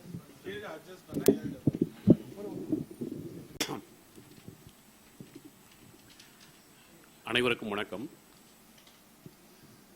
நம் மீது அன்புடையவர்கள் நிறைந்த ஒரு அவை இது. அந்த அன்பு கருதிதான் நான் இங்கே நின்று கொண்டிருக்கிறேனே தவிர வேறு ஒன்றும் இல்லை. அது இலக்கிய வீதி இனியவனாக இருக்கட்டும், சீனிவாச நடராஜனாக இருக்கட்டும், எதிரே அமர்ந்திருக்கிற கவிஞர் ரவி சுப்பிரமணியனாக இருக்கட்டும், கிருஷ்ணபிரபுவாக இருக்கட்டும், லட்சுமிபதியாக இருக்கட்டும், இன்னும் இங்கே உள்ள ஒவ்வொருவருடைய பெயரையும் என்னால் சொல்ல முடியும். இப்படிப்பட்ட அன்புடையவர்கள் நம்மால் பேச முடியும் என்று சொல்லி ஒரு பொறுப்பை கொடுக்கிற போது அதை தட்டி கழிக்காமல் வர வேண்டும் என்கிற ஒரு காரணத்தினால்தான் நான் இங்கே உங்கள் முன்பு நின்று கொண்டிருக்கிறேன். எனக்கு ஆத்மானாம் என்பவன் மகா கவிஞன். அதை நான் மிகுந்த கவனத்தோடு பயன்படுத்துவதற்கு விரும்புகிறேன். தமிழ் சூழலில், நவீன கவிதை சூழலில் சிறப்பித்து சொல்லப்பட்டிருக்கக்கூடிய வேறு எந்த கவிஞனை விடவும் ஆத்மானாம் எதிர்காலத்தில் முதன்மையாக ஒரு நிலைக்கு வரப்போகிறான் என்பதில் எனக்கு எந்த விதமான ஐயப்பாடும் கிடையாது. பரளி சு. நெல்லையப்பர் 1917 பாரதியாரை இவன் எம் தமிழ்நாட்டின் தவப்பயன் என்று முன்னறிவித்த போது அவர் அன்றைக்கு கேலி செய்யப்பட்டார். ஆனால் வரலாற்றில் நெல்லையப்பர் அந்த காரணத்திற்காகவே அழியாமல் நிற்பார் என்கிற ஒரு இடத்தை இன்றைக்கு அடைந்திருக்கிறார். ஆத்மானாமும் அப்படிப்பட்ட மகத்தான ஒரு ஆளுமை. அவன் தமிழ்நாட்டில் அவனுடைய சமகாலத்தில் புறக்கணிக்கப்பட்டான் என்பதுதான் நம்முடைய நவீன கவிதையினுடைய வரலாறு. அன்றைக்கு மிக மேலான விமர்சன தளத்தில் நின்று கொண்டிருந்த பலரும் ஆத்மானாம் ஒரு மேதை என்பதை கண்டுகொண்டும் அவனுக்குரிய இடத்தை தர மறுத்தார்கள் என்பதுதான் நவீன கவிதையினுடைய வரலாறு என்று நான் புரிந்து கொண்டிருக்கிறேன். அதை மேடைக்காகவோ வேறு விஷயங்களுக்காகவோ நான் சொல்லவில்லை. அதை தர்க்கபூர்வமாக நிச்சயமாக நான் என்னுடைய உயிர் வாழ்கிற அந்த கடைசி நொடி வரையும் நிறுவிக்கொண்டே இருப்பேன் என்பதுதான் கருத்து. ஆத்மானாமை பற்றி எத்தனை புத்தகங்கள் வேண்டுமானாலும் எழுதலாம். ஒவ்வொரு வரியிலும் அப்படிப்பட்ட ஒரு ஜீவ துடிப்பை நான் கண்டுகொண்டே இருக்கிறேன். இங்கே கூட லட்சுமிபதி நான் அதைத்தான் தொடங்க வேண்டும் என்று இருந்தேன். அதை அவர் பேசினார். அப்படி இருந்தாலும் பரவாயில்லை, அந்த இடத்திலிருந்து தான் தொடங்க வேண்டும். நான் ஒரு ஞானியும் இல்லை, நான் ஒரு சித்தனும் இல்லை, பித்தம் பிடித்தும் பிடிக்காத மேதை நான், படித்தும் படிக்காத புலவன் நான், வைத்தியம் தெரிந்தும் செய்து கொள்ளா நோயாளி நான், உண்மையை தொட்ட ஒரு பேதை நான், உத்தமன் இல்லை ஆனால் பொய் சொல்லத் தெரியாது, சத்தியவான் இல்லை ஆனால் உண்மையே பேசுவேன், இவைகளையும் மீறி இருக்கிற கொஞ்சம் மட்டுமே நான், நான் எதனையுமே மறுபரிசீலனைக்கே விட்டு விடுகிறேன், நான் படித்த புத்தகங்கள் என்னை கேலி செய்கின்றன, நான் பழைய மனிதன்தான் என்கிறது ஒரு புத்தகம், நாமெல்லாம் பேசவே வேண்டாம், அவனுடைய வரிகளே அவனை பேசும், அவனுடைய வரிகளின் மூலமாக இந்த பேச்சை அமைத்துக் கொள்வதுதான் என்னுடைய இன்றைய கடப்பாடு, இன்றைய நோக்கம். அவனை பற்றி நான் பேசுவதற்கு என்ன இருக்கிறது? அவனுடைய வரிகள் உங்கள் செவிகளிலே நிறைகிற போது அது ஆயிரக்கணக்கான பக்கங்களை உங்களுக்கு திறந்து கொண்டே போகும். நான் புதிய மனிதன்தான் என்கிறது இன்னொரு புத்தகம்.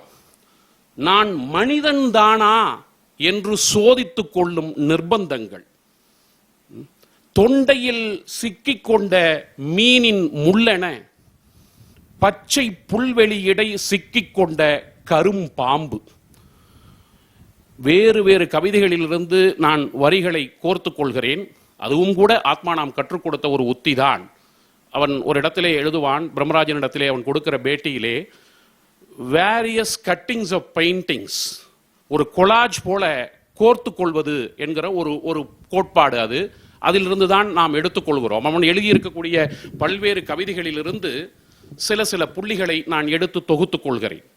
தொண்டையில் சிக்கிக்கொண்ட மீனின் முள்ளென பச்சை புல்வெளி இடை சிக்கிக்கொண்ட கரும்பாம்பு, ஒரு தூசியின் 1 கோடி பங்கில் ஒரு சிற்றணுவாய் நான் தோன்றினேன், நட்சத்திர கண்கள் சிமிட்ட, வானின் நீலத்தை தீட்டியவனும் மேக கூட்டங்களை செதுக்கியவனும், கண் நிறைய மரங்களை அழிப்பவனும், கடலுக்கு வெண்நுரை வழங்கியவனும், மண்ணும் மலையும் புழுவும் பூச்சியும் நான் தான். வேப்பமர கிளைகளின் இடையில் நான் ஒரு சூரிய ரேகை, அற்புத மரங்களின் அணைப்பில் நான் ஒரு காற்றாடி, வேப்பமர கிளைகளின் நடுவில் இடையில் நான் ஒரு சூரிய ரேகை, பப்பாளி செடிகளின் நடுவே நான் ஒரு இனிமை, சடை சடையாய் தொங்கும் கொடிகளில் நான் ஒரு நட்சத்திரம் என்று எழுதியவன் அவன். இந்த வரிகளில் பெருகி வருகிற ஒன்றைத்தான் அவர் மலர் தோட்டம் என்கிறார். பெருந்தேவி வியந்து நிற்கிற ஒரு இடம்தான் அது. அது அவனுடைய கவிதைகளில் ஏராளமான சொற்களில் கொட்டி கொட்டி கிடக்கிறது. ஆத்மானாம் பல்வேறு இன்றைக்கு நவீன கவிதையிலும் அல்லது இன்றைக்கு உலகளாவிய கோட்பாட்டு அளவில் பேசப்படுகிற பல்வேறு கருத்துகளின் கொள்கலமாக தன்னுடைய கவிதைகளை ஆக்கி வைத்திருக்கிறான். நீங்கள் சுற்றுச்சூழலை பேசலாம், இயற்கை பற்றை பேசலாம், தத்துவ கருத்துக்களை பேசலாம், அரசியல் சமூக விமர்சன கோட்பாடுகளை பேசலாம். இத்தனை லேயர்ஸும் அவனுடைய கவிதைகளிலே இருக்கின்றன.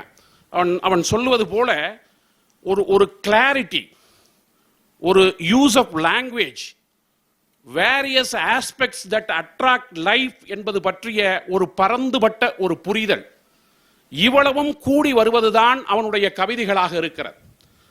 மில்டனை பற்றி கார்ல் மார்க்ஸ் எழுதிய ஒரு அற்புதமான விமர்சனம், என்னை பொறுத்த வரைக்கும் உலகத்திலே கவிதைக்காக வாழ்ந்த மாபெரும் கவிதை விமர்சகர்கள், உலக அளவில் கொண்டாடப்படுகிற மிகப்பெரிய கவிதை விமர்சகர்கள் தொட முடியாத ஒரு இடத்தை கார்ல் மார்க்ஸ் பொருளாதார குறிப்புகளை பற்றி எழுதுகிற போது மில்டனுடைய கவித்துவத்தை பற்றி அங்கே அவ்வளவு அற்புதமாக எழுதி காட்டினான்.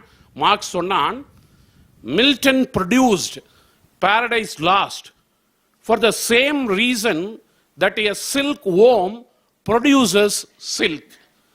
It was an activity of his nature என்று எழுதினான். அதனுடைய அந்த குறிப்பு அப்படித்தான் தொடங்கும். 5 பவுண்டுகளுக்காக மில்டன் பாரடைஸ் லாஸ்டை எழுதினான். அவனை பொறுத்தவரை அது அன்ப்ரொடக்டிவ் லேபர், பயனற்ற ஒரு பெரிய முயற்சி. ஆனால் அவனுடைய பப்ளிஷரை பொறுத்த வரைக்கும் அது ப்ரொடக்டிவ் லேபர் என்று எழுதினான். அவன்தான் மார்க்ஸ். அவ்வளவு கூர்மையானவன், அவ்வளவு இயல்பானது. என்ன சொல்ல வருகிறோம்? அவ்வளவு இயல்பானது மில்டனுக்கு கவிதை அப்படி வருகிறது. அப்படித்தான் ஆத்மானாமுக்கு அவ்வளவு இயல்பாக கவிதை வந்தது.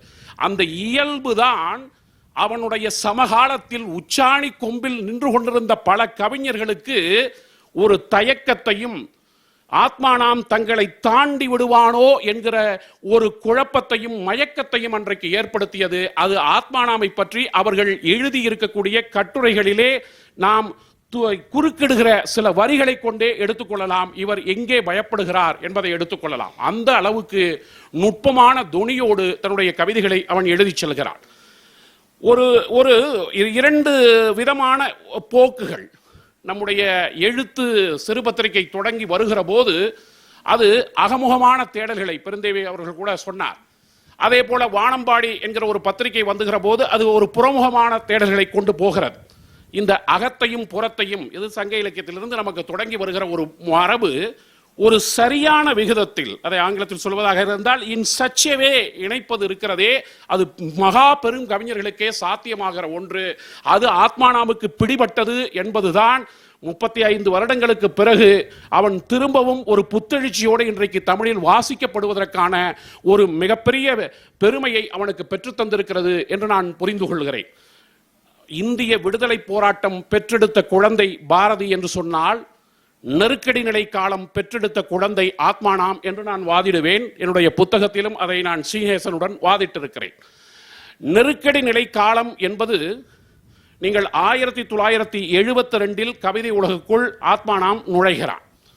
அவன் 1967 சதன் சுவிட்ச் கியர்ஸ் 16 வயதானவன். நீங்கள் இவற்றையெல்லாம் நான் சாதாரணமாக புரிந்து கொள்ளவே மாட்டேன். அம்பத்தூர் என்பது ஒரு தொழில் நகரம். 50களில் 60களில் 70களில் சென்னையில் அம்பத்தூர் என்பது ஒரு இண்டஸ்ட்ரியல் ஜோனாக மலர்ந்து கொண்டிருக்கக்கூடிய ஒரு இடம். அங்கேதான் அவனுக்கு பிறப்பு நேர்கிறது. அவன் பலதரப்பு மக்களையும் பார்க்கக்கூடிய ஒரு வாய்ப்பு அவனுக்கு அங்கே கிடைக்கிறது. 16 வயதில் அவன் சதன் சுவிட்ச் கியர்ஸ்லே வந்து சேர்கிற போது 17 வயதில் அவனுக்கு ஒரு சார்ட்டர்ட் அக்கவுண்ட் கம்பெனியில் ஒரு பயிற்சி கிடைக்கிறது. அந்த பயிற்சியினுடைய ஒரு விளைவாக கோரமெண்டல் கார்மெண்ட்ஸ் என்கிற ஒரு நிறுவனத்தில் அவன் ஒரு வேலைக்கு சேருகிறான். அந்த கோரமெண்டல் கார்மெண்ட்ஸில் இருந்து 1971 ரங்கா அப்பேரல்ஸுக்கு அவன் இடம்பெயர்கிறான். அந்த ரங்கா அப்பரல்ஸ் என்கிற நிறுவனத்தில் அவன் சேர்ந்த போதுதான் அவனுக்கு 20 வயது இருக்கும். அப்போது அந்த 19-20 வயதுகளில் தான் அவன் இங்கு இருக்கக்கூடிய கசடதபரை என்கிற இலக்கிய வட்டத்தால் ஈர்க்கப்படுகிறான். அவனுடைய முதல் சில கவிதைகள் கசடதபரையிலே வருகின்றன. ஆனால் ஆத்மானாம் என்கிற கவிஞன் அந்த எமர்ஜென்சி நடக்கிற காலம் இருக்கிறதே 1975 1977 என்கிற காலம். எமர்ஜென்சியை பற்றி எத்தனையோ கவிஞர்கள் இந்தியாவில் எழுதியிருக்கிறார்கள். ஆனால் எமர்ஜென்சி நடைபெற்ற காலத்தில் அதை விமர்சித்து எழுதிய கவிஞர்கள் மிக குறைவானவர்கள் என்பதையும் நாம் கணக்கில் எடுத்துக்கொள்ள வேண்டும். ஜனதா ஆட்சிக்கு வந்த பிறகு அதை பற்றி எழுதுவது என்பதெல்லாம் எளிதானது. ஆனால் அது நடக்கிற போதே, இன்னும் சொல்ல போனால் எமர்ஜென்சி அறிவிக்கப்பட்ட 2 மாதத்தில் அவனுடைய அந்த புகழ்பெற்ற அந்த அவசரம் என்கிற கவிதை அந்த பிரக்ஞை இதழிலே வருகிறது. அப்படி வருகிற போது அந்த நகரத்தில் 2 கூடினால் கூட்டம், 4 கூடினால் பொதுக்கூட்டம், சாலையில் செல்லக்கூடாது, வீட்டுக்குள் யாரும் நடக்கலாம், ஒவ்வொரு வீடும் தார்ச்சாலையால் இணைக்கப்பட்டிருக்கும், மறைவிடங்கள் அங்கு இல்லை, குளிப்பவர்கள் கூட்டம் கூட்டமாய் குளிக்க வேண்டும், தண்ணீர் கிடைக்கும் நள்ளிரவில் மட்டும், சிகரெட் பிடிக்கவும் அங்கு தடை, ஆஸ்ட்ரேயை அதிகாரி பார்த்தால் அவரை நகரத்தின் சகாராவுக்கு அனுப்புவார். அங்கே ஏற்கனவே உள்ளவரோடு சேர்ந்து அதனை பசுமையாக்க வேண்டும். நகரத்தின் ஒரே ஆறுதல், ஒரு தவறா சொல்ல நினைக்கிறேன் அந்த வரிய, என்ன சொல்றது, அது ஒரு நகரத்தின் மக்களுக்கு கிடைக்கும் ஒரே டானிக் கடுமையான உழைப்பு. நகரத்தின் மக்களுக்கு கிடைக்கும் ஒரே டானிக் கடுமையான உழைப்பு. பத்திரிகைகளில் விளம்பரங்கள் இல்லை, அதை வாங்கு இதை வாங்கு என்று. மலிவாக ஏராளமாக கிடைத்தது நகர தலைவரின் பொன்மொழிகள். மக்கள் சுபிட்சமாய் இருந்தனர், அவசரமாய் அவ்வப்போது ஒன்றுக்கிருந்து என்று அவன் எழுதுகிறான். அவள் என்று தலைப்பிட்டு அது யாரை குறிக்கிறது என்று உங்களுக்கு தெரிந்து கொள்ள முடியும். அந்த காலத்திலேயே அதை எழுதுவது என்பதற்கு எவ்வளவு திண்மை வேண்டும் என்பதுதான் இங்கே கேள்வி. இந்த நகரத்தை எரிப்பது சுலபம், இந்த நகரத்தை எரிப்பது மிகச் சுலபம். ஒரு தீப்பெட்டி போதும். ரொட்டியின் விலையை விட தீப்பெட்டியின் விலை மிக மலிவு. 1 லிட்டர் கெரசினும் வேண்டும், அதுவும் கிடைக்கும் அரசின் சீரிய விநியோகிப்பில். கிண்டல் பாருங்க, 1 லிட்டர் கெரசின் வேண்டும், அதுவும் கிடைக்கும் அரசின் சீரிய விநியோகிப்பில். ஓசைகள் குறைந்த நள்ளிரவில் எங்கேனும் துவங்கலாம் துணிவுள்ளவன் விழித்திருந்து. ஓசைகள் குறைந்த நள்ளிரவில் எங்கேனும் துவங்கலாம் துணிவுள்ளவன் விழித்திருந்து. 1968 வசந்தத்தின் இடிமுழக்கமாக புறப்பட்ட நக்சல்பாரி இயக்கத்தில் ஆத்மானாமுக்கு சில நண்பர்கள் இருந்தார்கள். அந்த நண்பர்கள் வழியாக அவனுக்குள் வந்து சேர்ந்த ஒரு கவிதையினுடைய வெளிப்பாடுதான் இந்த நகரத்தை எரிப்பது சுலபம் என்கிற கவிதை. இன்றைக்கும் அந்த ஈஸ்ட் கோஸ்ட் ரோடை பார்க்கிற போது, அந்த ஓஎம்ஆரிலே எழும்பி இருக்கக்கூடிய மாபெரும் கட்டடங்களை பார்க்கிற போது, இந்த மண்ணிலே வாழ்ந்த எந்த மனிதனுக்கும் அந்த வரிகள் வராமல் போகாது. இந்த நகரத்தை எரிப்பது சுலபம் என்கிற அந்த வரிகள் வராமல் போகாது. அனுமன் லங்கையை எரித்தான், அழிந்தானா ராவணன், போராடினான் நாட்கணக்கில், மடிந்தான் குருதி வெள்ளத்தில். இன்றும் அனுமான்கள் உண்டு வாளின்றி, ராவணர்களும் உண்டு, தீயுண்டு நகரங்கள் உண்டு, தனி ஒருவன் எரித்தால் வன்முறை, அரசாங்கம் எரித்தால் போர் முறை. உலகத்திலே இதெல்லாம் மொழிபெயர்த்து கொண்டு போகப்படுகிறதா என்பதுதான் பெருந்தேவி போன்றவர்களுக்கு நாம் கேட்க வேண்டிய கேள்வியாக இருக்கிறது. யார் எழுதியிருக்கிறார்? தனி ஒருவன் எரித்தால் வன்முறை, அரசாங்கம் எரித்தால் போர் முறை. நெருடோவுக்கு பக்கத்திலே ஆத்மானாம் செல்லுகிற இடமல்லவா அது? an awful daring of a moment's surrender என்று எழுதுகிற ஒரு இடம் அல்லவா? Brother blood is shaking my heart என்று எழுதுகிற போது நெருடோ உலகம் முழுக்க கொண்டாடப்படுகிறான், ஆத்மானாம் இங்கேயே அமுக்கப்படுகிறான். அதுதான் அவனுக்கு விளைந்திருக்கக்கூடிய ஒன்றாக இருக்கிறது. ஆத்மானாமனுடைய சொந்த வாழ்க்கை அல்லது அவனோடு பழகியவர்கள் சொல்லுகிற செய்திகள் அதெல்லாம் கூட ஆத்மானாம் 66 என்று ரவிகிட்ட நான் சொன்னேன். பாரதி 66 போட்டது போல ஆத்மானாம் 66 என்ற ஒரு நூல் போட வேண்டும். அவ்வளவு சம்பவங்கள் கொட்டி கிடக்கின்றன. இப்படி ஒன்று சொல்லுகிறார்கள். மொழிபெயர்ப்பாளர் ஆர் சிவகுமார் எனக்கு சொன்ன தகவல் இது. ஊட்டியில் ஒரு முறை ஆத்மானாம் நண்பர்களோடு போய் கொண்டிருந்த போது பேருந்திலே அவன் பயணித்துக் கொண்டிருக்கிறான். முன் சீட்டில் ஒரு பெண் அமர்ந்திருக்கிறாள். ஒரு ஆத்மானாமினுடைய ஒரு நெருக்கமான நண்பருடைய தங்கை அவள். நம் பெயர்களை தவிர்த்து விடலாம். ஆத்மானாம் அவன் சொல்லுகிறான் அல்லவா, அது ஒரு எஸ்டி பைக் வைத்திருந்தவன் அவன். அந்த எஸ்டி பைக் என்று சொன்னால் அன்றைக்கு 70, 75, 76 சோழவரம் கார் பந்தயங்களில் வெற்றி பெறுகிற வீரர்கள் வைத்திருந்த பைக் அது. எதற்காக சொல்ல வருகிறோம்? ஆத்மானாம் ஒரு பெரிய அழகனவன். அவனுடைய நடை உடை பாவனைகள் எல்லாவற்றிலுமே என்ன சொல்றாங்க, அந்த ஜானகிராமன் ஒரு கதையில் எழுதுற போது ஹைப்பர் ஆக்டிவ் சைல்டுன்னு எழுதுவார். ஒரு ஹைப்பர் ஆக்டிவ் சைல்டு. அது மாதிரி இவன் வந்து ஒரு ஹைப்பர் ஆக்டிவ் ஆர்டிஸ்ட். அவன் வந்து எல்லாத்திலையும் போனான்னா, உள்ள போனான்னா தீவிரமாக போய் இறங்குவான். அது விளையாட்டாக சாதாரணமாக செய்கிற ஒன்று அல்ல. இப்போ இன்னைக்கு நண்பர் கடற்கரையோட பேசிக்கிட்டு இருந்தேன். அவரோட ஒன்று சொன்னார், பிரபஞ்சனுடைய முதல் சிறுகதை தொகுப்பு வருகிறது. அப்படி வருகிற போது முதல் நாள் இரவு ஆத்மானாமிடத்தில் அவர் சொல்லுகிறார், நாளைக்கு ஒரு 10-11 மணிக்கு என்னுடைய சிறுகதை தொகுப்பு வந்துவிடும், சரி நாம் கிரியாவில் சந்திப்போம், நான் வந்து விடுகிறேன் என்று ஆத்மானாம் சொல்லுகிறார். பிரபஞ்சன் கிளம்பி போகிறார். அது 11 மணிக்கு வரவில்லை. நம்முடைய தமிழ் பதிப்புலகம் உங்களுக்கு தெரிந்தது தான். அவர் மத்தியானம் சாப்பிட்டுட்டு அது ஒரு 3-4 மணிக்கு தான் அவருக்கு கைக்கு வருகிறது. இவர் எதேச்சையாக இவர் ஆத்மானாமிடம் சொல்லதெல்லாம் மறந்து விட்டார். எதேச்சையாக அங்கே போகிறார். கிரியாவில் ஆத்மானாம் இவருக்காக காத்திருக்கிறார். இவரே அதிர்ச்சி அடைந்து கேட்கிறார், என்ன நீங்க நான் 11 மணிக்கு வரேன்னு சொன்னதான், ஆனால் வரல இல்லையா, நீங்க கிளம்பி போயிருக்கலாம் இல்லையா, வேற வேலைகளை பார்த்துருக்கலாம் இல்லையா, அன்னைக்கு செல்போன் இல்லை, வேறு தொடர்பு சாதனங்கள் இல்லை. இல்லை, நீங்க வந்து சொல்லியிருக்கீங்க உங்களுடைய முதல் சிறுகதை தொகுப்பு வருது, நான் அதை பார்க்குறேன்னு சொல்லிட்டேன், நான் எப்படி போகிறது? அந்த மனம் இருக்கிறதல்லவா, அவ்வளவு மென்மையான ஒரு மனம்.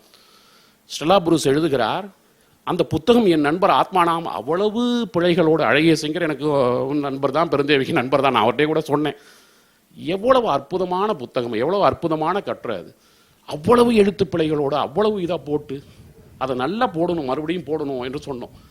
ஒரு ஸ்டெல்லா புரூஸ் எழுதுகிறார், 12 வருடம் ஆத்மானாமுக்கு எனக்கும் உள்ள நட்பு, 1200 நாட்கள் நாங்கள் சந்தித்திருப்பதாக என்னுடைய நாட்குறிப்பு சொல்லுகிறது. அது ஒரு அபூர்வமான ஒரு காவிய நட்பல்லவா அது. நம்ம வந்து நான் அதை அப்படிதான் சொல்ல வேண்டியிருக்கு. அது விமர்சனங்கள் வந்தால் பரவாயில்லை. எத்தனையோ பேர் ஆத்மானாமுக்கு நெருக்கமானவர்கள் என்று தமிழ் சூழலில் அறியப்பட்டிருக்கிறார்கள். பல கவிஞர்கள் அறியப்பட்டிருக்கிறார்கள். இங்கே சென்னையிலே வாழ்ந்த கவிஞர்களை பற்றி நான் சொல்லுகிறேன், வேறு சொல்லவில்லை. ஆனால் இவர்களையெல்லாம் விட ஸ்டெல்லா புரூஸ் தான் நெருக்கமானவர் என்பதை அவருடைய புத்தகம் தான் நமக்கு காட்டுகிறது. அது அந்த புத்தகம் வருகிற வரையில் ஸ்டெல்லா புரூஸுக்கும் ஆத்மானாமுக்கும் இப்படி ஒரு நட்பு இருந்திருக்கும் என்று எத்தனை பேருக்கு தெரியும் என்று தெரியாது. ராம்மோகன் என்கிற காளிதாஸ் என்ற பெயரில் கவிதைகள் எழுதிய ஸ்டெல்லா புரூஸ் 1200 நாட்கள் என்று சொல்லுகிற போது வருஷத்துக்கு 12 வருஷம்னா 100 நாள், வருஷத்துக்கு 100 நாள் 2 பேரும் பார்த்துருக்காங்க. அவ்வளவு இசை கச்சேரிகளுக்கு நாங்கள் சென்றிருக்கிறோம் என்று எழுதுகிறார். ஆத்மானாமுக்கு பல பரிமாணங்கள் இருக்கிறது. அவர் சீனிவாசன் ராஜன் அழகாக குறிப்பிட்டது போல ஆதிமூலத்தோடு, அச்சுதன் கூடலூரோடு, ஓவியர் கே முரளிதரனோடு, அதே போல எம்டி ராமநாதனோடு அவர் வீட்டுக்கு போனால் வாடாமது என்று தோளில் கை போட்டு அழைத்து கொண்டு போய் ஆத்மானாமோடு உட்கார்ந்து அவர் பேசுவார் என்று சொல்லுகிறார்கள். அந்த இடத்தில் ஸ்டெல்லா புரூஸ் ஒரு நாள் 10 மணிக்கு போறார் ஆத்மானாம்.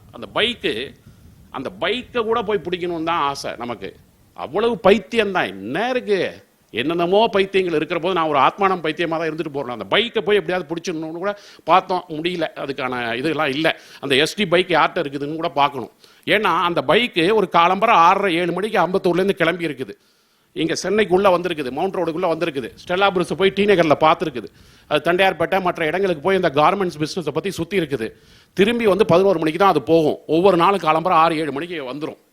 அப்படி வருகிற போது ஸ்டெல்லா புரூஸ் சொல்கிறாரு, ஒரு நாள் 10 மணிக்கு வந்து தூங்கிக்கிட்டு இருக்கிறேன் நான். என்னை வந்து ரூமில் எழுப்புறாரு ஆத்மானா. எழுப்பி பைலட் தேட்டரில் ஒரு நல்ல இங்கிலீஷ் படம் போட்டிருக்கான், செகண்ட் ஷோ போனோம், வாங்க ராம்மோகன் அப்படிங்கிறார். சரின்னு பைக்கில் ஏறிடுறோம், வேகமாக போகிறோம். அப்போ இதுகிட்ட வரும்போது, ராயப்பேட்டை மணிக்கூண்டுக்கிட்ட வரும்போது ஒரு ஒரு லாரி வருது, குப்பை லாரியாக இருக்கலாம். அது மேலே மோதாமல் இருக்கிறதுக்கு பைக்கை திருப்புற போது ஆத்மானம் தாவி குதிச்சிடுறாரு. பைக்கோட ஸ்டெல்லா புருஸ் தான் போய் குப்பை தொட்டியில் மோதுறாரு. அவருடைய கை கிழிந்து போய் கொடுக்குறது. பக்கத்தில் ராயப்பேட்டை GH அங்கே எடுத்துகிட்டு போகிறாங்க. அங்கே அழைச்சிட்டு போனோடனே ஸ்டெல்லா புருஸ்கிட்ட அங்கே இருக்கக்கூடிய டியூட்டி டாக்டர் வந்து கேட்குறா, என்ன சம்பளம் உங்களுக்கு இருக்கும் அப்படின்னு கேட்குறா. இவருக்கு ஒரு சம்பளமும் கிடையாது, அப்பா அனுப்பிட்டு இருக்கிற காசில் வாழ்ந்துட்டு இருக்காரு. ஆனால் நம்ம சீனிவாச நடராஜன் போலவே அவரும் ஒரு பெருமிதமானவர். அவ்வளோ ஈஸியாக தஞ்சாவூர்காரர் மாதிரி அவர் மதுரைக்காரர். அவர் என்ன சொல்கிறாரு, 750 ரூபா சம்பளங்கிறார். 750 ரூபா சம்பளமான அவர் குறிச்சிக்கிறான். குறிச்சிக்கிட்டு கொஞ்ச நாளைக்கு கழிச்சு கட்டு போட்டுட்டு 25 ரூபா ஃபீஸ் கட்டுங்க அப்படின்னு ஆத்மா நமக்கு கடும் கோபம் வருகிறது. ஏன்னா இவர் ஆக்சிடென்ட் பண்ணிட்டாருங்கிறது ஒன்று, அங்கே வந்து 25 ரூபா கேட்குறாங்கன்னு அவர் கேட்குறாரு. இது அரசாங்க மருத்துவமனை தானே, ஏன் ஃப்ரீ இல்லையா அப்படின்னு கேட்குறாரு. அதுக்கு அவர் சொல்கிறா. அப்புறம் இவரே திருப்பி கேட்குறாரு, அவர் 750ன்னு சொல்லாமல் 250ன்னு சொல்லியிருந்தா என்ன பண்ணியிருப்பீங்க? அந்த மாதிரி கேள்வி நீங்கள் கேட்காதீங்க. அவர் 250ன்னு சொல்லலை, அவர் சொன்னது 750. நான் 750னா இங்கே வந்து ஃபீஸ் கட்டணுங்க 25 ரூபா அப்படின்னு இன்னும் பயங்கரமாக பல முறை ஆர்கியூ பண்ணிவிட்டு அப்புறம் வந்து ஃபீஸை வந்து கட்டிட்டு வரார். அதாவது எதுக்கு சொல்ல வரேன்னா, அது நீங்கள் நல்லா யோசிச்சு பாருங்கள். அது 10:30 மணி, ஒரு நண்பன் கை அடிபட்டிருக்கு, பைக்கில் கொண்டு போகிறோம். இவர் திரும்பி அம்பத்தூருக்கு போகணும். 1 மணிக்கு அன்னைக்கு போயிருப்பார், பைக் எடுத்துக்கிட்டு போகணும். அங்கே டியூட்டியில் இருக்கிறவ ஒரு உமன் டாக்டர், ஒரு கவர்மெண்ட் ஹாஸ்பிட்டலு. நீங்கள் 10:30 மணிக்கு போய் அப்படி ஆர்கியூ பண்ணுவீங்களா? ஒரு கவர்மெண்ட் ஹாஸ்பிட்டலில் 25 ரூபா எப்படி நீங்கள் வந்து கேட்கலாம்? இது வந்து ஃப்ரீ தானே. அது அது அது ஒரு அது அது ஒரு சமூக கோபம். அது அந்த சமூக கோபம் வந்து அது இயல்பாக அவனுக்குள்ள இருக்கிறது. அதனால தான் அப்படி எழுத முடியுது. இந்த நகரத்தை எரிப்பது சுலபம் என்று எழுதுனா அந்த வரியெல்லாம் அப்படியெல்லாம் வந்துடாது. அந்த வரி வருவதற்கு அது ஒரு பெரிய பின்னணி இருக்கிறது என்பதற்காகத்தான் அதை நாம் அப்படி சொல்ல வேண்டியதாக இருக்கிறது. அதே போல இது ஸ்டெல்லா புருஸோட நடந்த ஒரு சம்பவம். ஓவியர் முரளிதரன்ட்ட நான் பேசுகிற போது அவர் சொன்னார், ஆத்மானம் டெய்லி டிஃபன் பாக்ஸ் எடுத்துகிட்டு வருவார் வீட்டிலேருந்து. அவங்க அண்ணி வந்து கட்டி கொடுப்பாங்க. ஆனால் பெரும்பாலும் இல்லை ஆல்மோஸ்ட்னே சொல்லலாம், திங்கள்லேருந்து வெள்ளி நானும் அவரும் மத்தியானம் ஒரு ஹோட்டலுக்கு தான் போய் சாப்பிடுவோம். நான் ஆத்மானம் மது எதுக்கு நீ டிஃபன் பாக்ஸ் எடுத்துகிட்டு வர? டெய்லி அவர் தான் காசு கொடுப்பாரு, டெய்லி வந்து எனக்கு சாப்பாடு வாங்கி கொடுப்பாரு, எதுக்கு எடுத்துகிட்டு வர அப்படின்னு கேட்டால் அவர் அதுக்கு சொல்கிறாரு, அவர் வந்து கிட்டத்தட்ட 70-78 ஒரு 1000 பெண்கள் ஒரு டெக்ஸ்டைல் நிறுவனத்தை வந்து வைத்துக்கொண்டு 1000 பெண்களில் வந்து ஒரு ஆளாக நிர்வகித்தவர் அவர். அதுவே அந்த காலத்தில் ஒரு குறிப்பிட்ட ஒரு விஷயம். அது அவ்வளவு எளிதாக பெண் ஊழியர்களை வைத்து 70களில் வந்து நிர்வகிப்பது என்பது. அவர் சொல்கிறாரு, இல்லை எங்கள் ஆஃபீஸில் ஒரு ஹேண்டிகேப்டு பொண்ணு இருக்கா, ஒரு நாள் அவளுக்கு வந்து நான் மத்தியானம் சாப்பாடு கொடுத்தேன், அதுக்கு பிறகு இது அப்படியே ஒரு பழக்கமாக போச்சு, நான் ஒரு நாள் எடுத்துகிட்டு வரலன்னா அவள் கொஞ்சம் வருத்தப்படுவா, எதுக்கு நம்ம அங்கே அன்னிக்கிட்டையும் வேணான்னு நம்ம சொல்ல வேண்டாம், சாப்பாடு எடுத்துகிட்டு வந்துடுவோம் டெய்லி, நம்ம சாப்பிடலைன்னா பரவாயில்ல அவளுக்கு கொடுக்கறதுக்காக தான் நான் எடுத்துகிட்டு வரேன் அப்படின்னு சொல்கிறார். இப்போது இந்த மாதிரியான பல்வேறு துணுக்குகள் அவருக்குள்ள வந்து இருக்குது. இது வந்து தான் அவருடைய ஆளுமையாக விரிகிறது. நான் சிவகுமார்ட்ட தொடங்கி என்னன்னே சொல்லாமல் இப்போ இப்படியெல்லாம் வந்துட்டேன். அங்கே சிகரெட் பற்ற வைக்கிறாருங்கிற ஒரு விஷயத்துலேருந்து இப்படி தான் நம்முடைய பேச்சு எப்போதும் போகும். ஒரு சிகரெட் அங்கே ஊட்டியில் பஸ்ஸில் பற்ற வைக்கிறாரு.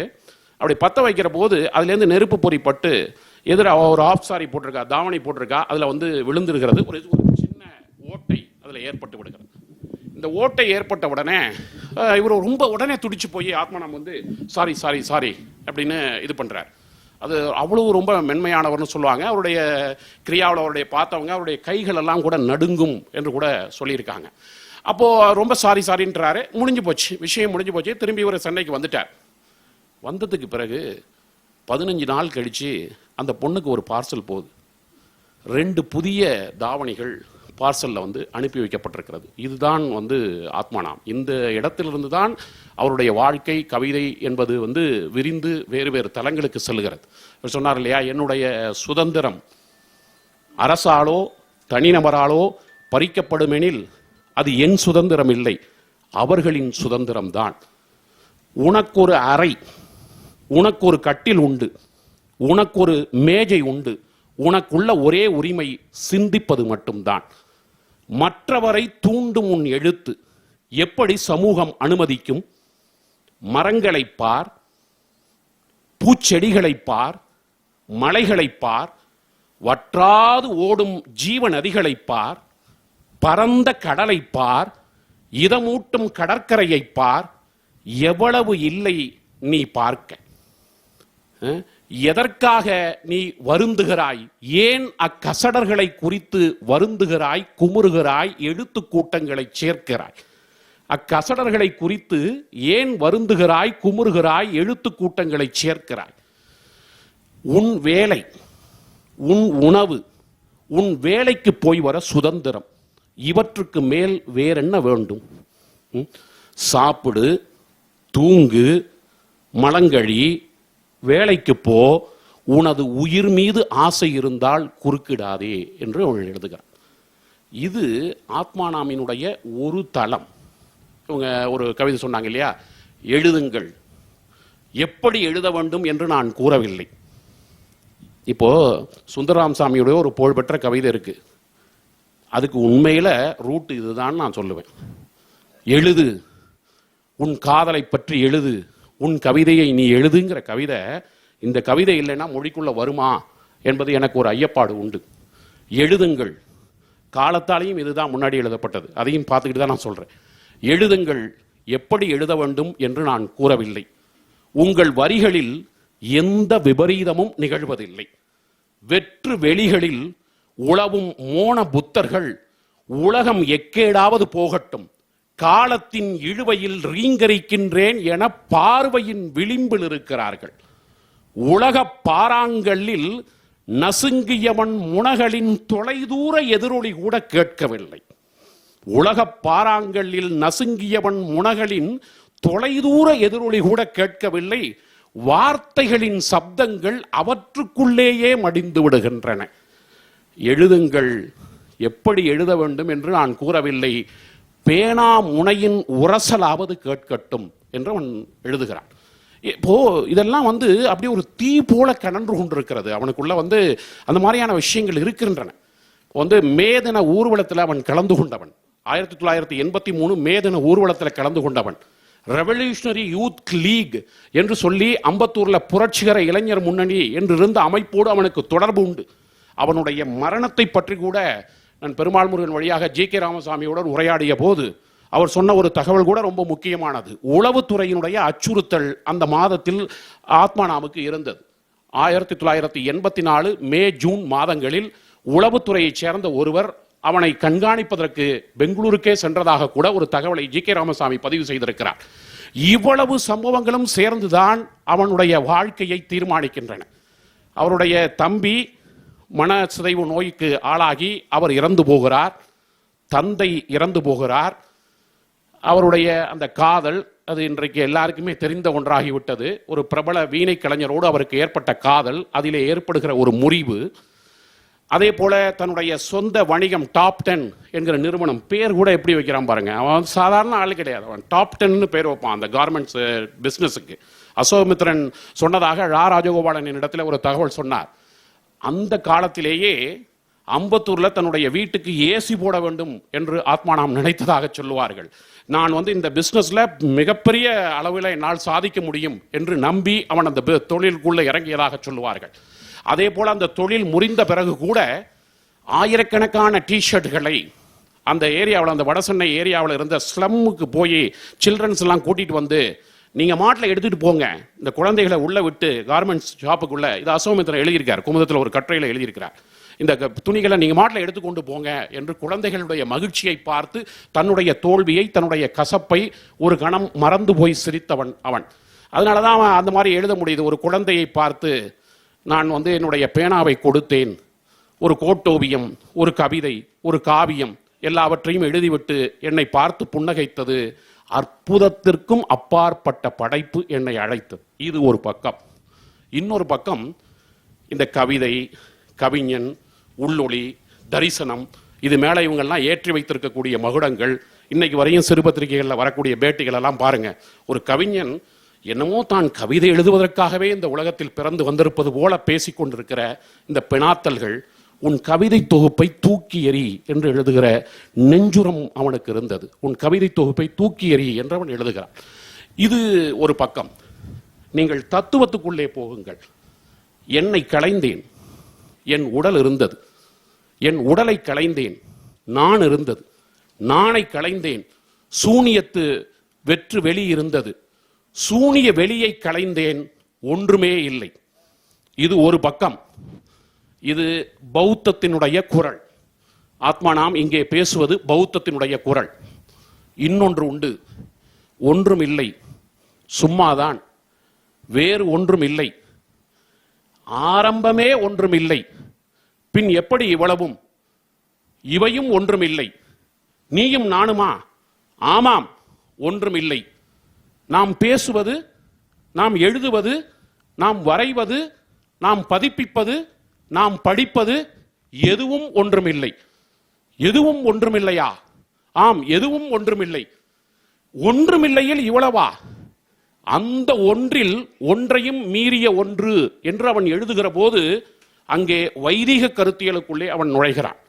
பௌத்த குரலுக்கும் வைதிக குரலுக்குமான இடைவெளியிலே அவன் நின்று கொண்டிருக்கிறான். ஆனால் வைதிகம் சொல்லுகிற ஒருமையை ஆத்மானாம் சந்தேகத்துடன் அணுகியவன்.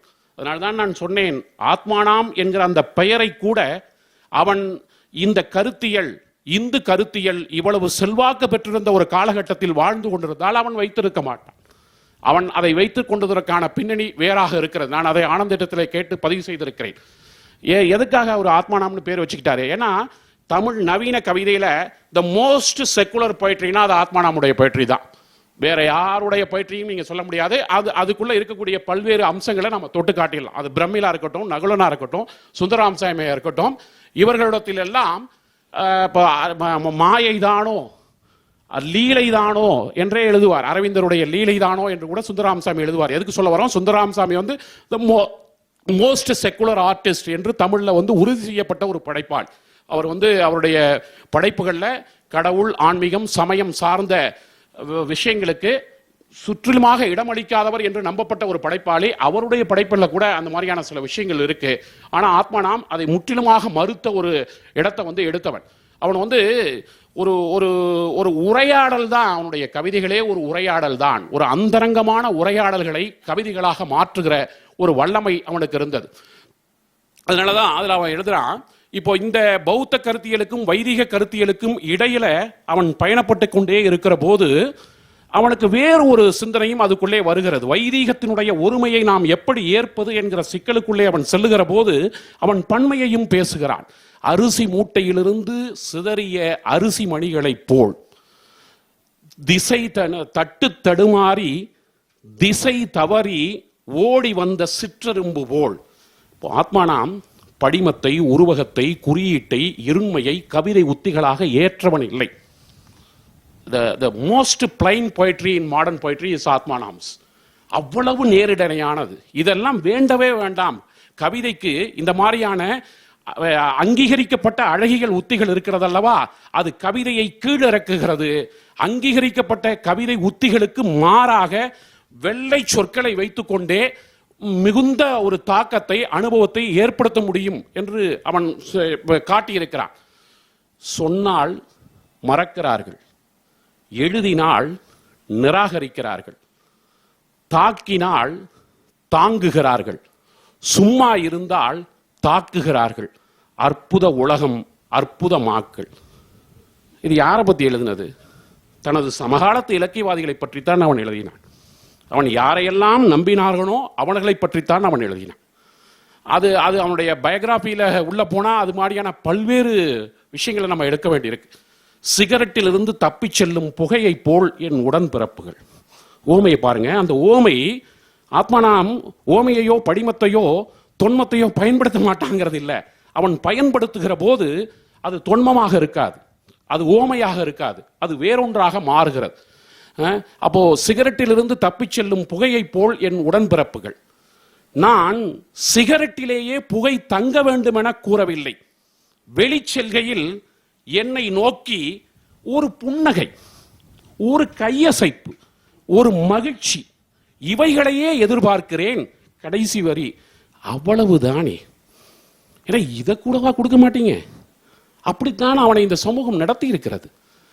இந்த உலகத்திடமிருந்து நான் எதிர்பார்ப்பது கருணையை, அன்பை, மனிதாபிமானத்தை. என்ன இப்போ கிருஷ்ணபிரபு மாதிரியா உள்ள விமர்சகர்கள்லாம் நீங்கள்லாம் வந்து அப்படியே எழுதக்கூடாது கவிதை, அது என்ன இது, என்ன இது கவிதை இல்லையா? அது இப்போ இந்த உலக எவ்வளவு சிம்பிள், எவ்வளவு சிம்பிள். இந்த உலகத்திடமிருந்து நான் எதிர்பார்ப்பது கருணையை, மனிதாபிமானத்தை, புரிந்து கொள்ளலை, உண்மை வெளிப்பாட்டை. இந்த உலகத்திடமிருந்து நீ மிகவும் எதிர்பார்க்கிறாய் என்கிறது மனித இனம். என்னடா இது? நான் உணவை கேட்கவில்லை, வேலையை கேட்கவில்லை, குடியிருப்பை கேட்கவில்லை, கேட்பதெல்லாம் ஒன்றுதான், நானும் நீயும் வேறு என்பது பொய், நானும் நீயும் ஒன்று என்று உணர் என்பதுதான். என்ன இது இது இதை இதை இதை விட என்ன எளிமையா எப்படி சொல்றது? அந்த விஷயங்களை எப்படி சொல்லுவது? அவன் அந்த அளவுக்கு அதற்குள்ளே பயணித்துக் கொண்டே இருக்கிறான் என்பதற்காகத்தான் நான் சொல்லுகிறேன். கற்பனையிலேயே செத்துப்போ என்றது மனம். அதாவது இப்படி எளிமையா எழுதுறதுன்னா வெறும் கோஷங்களையும் கோட்பாடுகளையும் பிரச்சாரங்களையும் மட்டுமே எழுதுவதல்ல, மிக மிக நுட்பமான அரசியல் கவிதையையும் என்னால் எழுத முடியும். மிக மிக நுண்ணிய தத்துவ கவிதைக்குள்ளும் நான் பயணிக்க முடியும். சலனமற்று நாம் ஏன் ஏரிகளாய் இருக்கக்கூடாது? சலனமற்று வான் நோக்கி பாறைகளுடன் பேசிக்கொண்டு என்று அழகியனுடைய உச்சத்தையும் என்னால் சென்று தொட முடியும். இப்போ நான் கற்பனையிலேயே செத்துப்போ என்றது மனம், நானும் செத்துப்போனேன். பாருங்க, ஒரு கவிதையினுடைய தொடக்க வரிகள், கற்பனையிலேயே செத்துப்போ என்றது மனம், நானும் செத்துப்போனேன், கற்பனை உலகில் உயிர் வாழ்ந்தேன். ஒரிஜினலா செத்து போயாச்சு, கற்பனை உலகில் உயிர் வாழ்ந்தேன். எல்லோரும் சந்தோஷமாயிருந்தார்கள், நானும் என் நண்பர்களும் கூட. அற்புதமான ஓவியத்தை பார்த்தேன், நெஞ்சின் ஆழத்திலிருந்து துவங்கும் இசையை கேட்டேன், நெஞ்சின் ஆழத்திலிருந்து துவங்கும் இசையை கேட்டேன். உன்னதமான கலை இலக்கிய வடிவங்களை தரிசித்தேன், உண்மையான கவிதையை எழுதினேன், படித்தேன், முழுமையான இதழ் ஒன்றை நடத்தினேன். ஒரு நாள் நான் சாய்வு நாற்காலியில் அமர்ந்திருக்கும் பொழுது என் மனம் கேட்டது, எப்படி இருக்கிறாய் என்று கேட்டது. நன்றாய் இருக்கிறேன், பசிதான் தீரவில்லை என்றேன். சொன்னேன் இல்லையா, ஹைப்பர் ஆக்டிவ் ஆர்டிஸ்ட்ங்கிறதுக்கு அங்கேருந்தான் நம்ம போக வேண்டியிருக்கு. நன்றாய் இருக்கிறேன், பசிதான் தீரவில்லை என்றேன்னு சொன்னா இந்த கவிதைக்கு நீங்க பக்கம் பக்கமா பொருள் எழுதலாம். அது என்ன பசி? உண்மை பசி, சதை பசி, புகழ் பசி, அங்கீகாரம் பசி. என்னுடைய கனவுகளை உடனே அங்கீகரித்து விடுங்கள், வாழ்ந்துவிட்டு போனேன் என்ற நிம்மதியாவது இருக்கும். நண்பர்களே, இது கானா சுப்பிரமணியத்தை பற்றி கேட்கிற கேள்வி அல்லவா இது? என்னுடைய கனவுகளை உடனே அங்கீகரித்து விடுங்கள். கானாசு ஆத்மானாம் இறந்த பிறகு அவனை பாரதியுடன் ஒப்பிட்டு கணையாளில் எழுதியிருக்கிறார். வாழ்ந்த போதல்ல, இறந்த பிறகு. நான் என்னுடைய கனவுகளை உடனே அங்கீகரித்து விடுங்கள், வாழ்ந்து விட்டு போனேன் என்ற நிம்மதியாவது இருக்கும். ஏன் இந்த ஒளிவு மறைவு விளையாட்டு? நம் முகங்கள் நேருக்கு நேர் நோக்கும் போது ஒளி பளிச்சிடுகிறது. நீங்கள்தான் அது. நான் பார்க்கிறேன் உங்கள் வாழ்க்கையை அதன் ஆபாச கடலுக்குள். உங்களை தேடுவது சிரமமாக இருக்கிறது. அழகில் நீங்கள் இல்லவே இல்லை. நான் உங்கள் கனவு உலகத்தை காண்கிறேன். அந்த கோடிக்கணக்கான ஆசைகளுள் ஒன்றில் கூட நியாயம் இல்லை. அந்த கோடிக்கணக்கான ஆசைகளுள் ஒன்றில் கூட நியாயம் இல்லை. தினந்தோறும் ஒரு கனவு, கனவுக்குள் ஒரு கனவு. உங்களை தேடுவது சிரமம் என்று நான் ஒரு கனவு காணத் துவங்கினேன். உடனே அங்கீகரித்து விடுங்கள் என்று எழுதுகிறான். இது இது இது என்ன? இது என்ன புகழ் கேட்கிறதா? அந்த அங்கீகாரம் என்பது அவனுடைய உயிரை வளர்த்திருப்பதற்கான அது உயிர்காற்று. அந்த உயிர்காற்றை இந்த சமூகம் அவனுக்கு தர மறுத்தது. நாம் எல்லாம் சேர்ந்துதான் அவனை கொன்றோம் என்றுதான் அதை அப்படித்தான் புரிந்து கொள்ள வேண்டியிருக்கிறது. ஒரு ஒரு ஒரு மொழியினுடைய உச்சத்தில் அது ஆத்மானாமுக்கு முன் ஆத்மானாமுக்கு பின் என்று நவீன கவிதையை வரையறுத்து செல்லுகிற ஒரு புதிய போக்காக, ஒரு புதிய காற்றாக நவீன கவிதைக்குள்ளே வருகிற ஒருவனுக்கு அவன் வாழுகிற காலத்தில் சீனிவாச நடராஜன் இடத்துல தான் நான் இதை கேட்க வேண்டும். சாதித்திருக்கிறாயா நீ என்றது ஒரு கேள்வி. இப்போது என்னிடம் பதில் இல்லை. என் உடல் மரித்த பின் எழும் கல் தூண் முன் கேள். நீங்கள் ஒரு சிலை வைக்க வேண்டும் ஆத்மானாமுக்கு. ஆத்மானாமினுடைய ஆசை அது.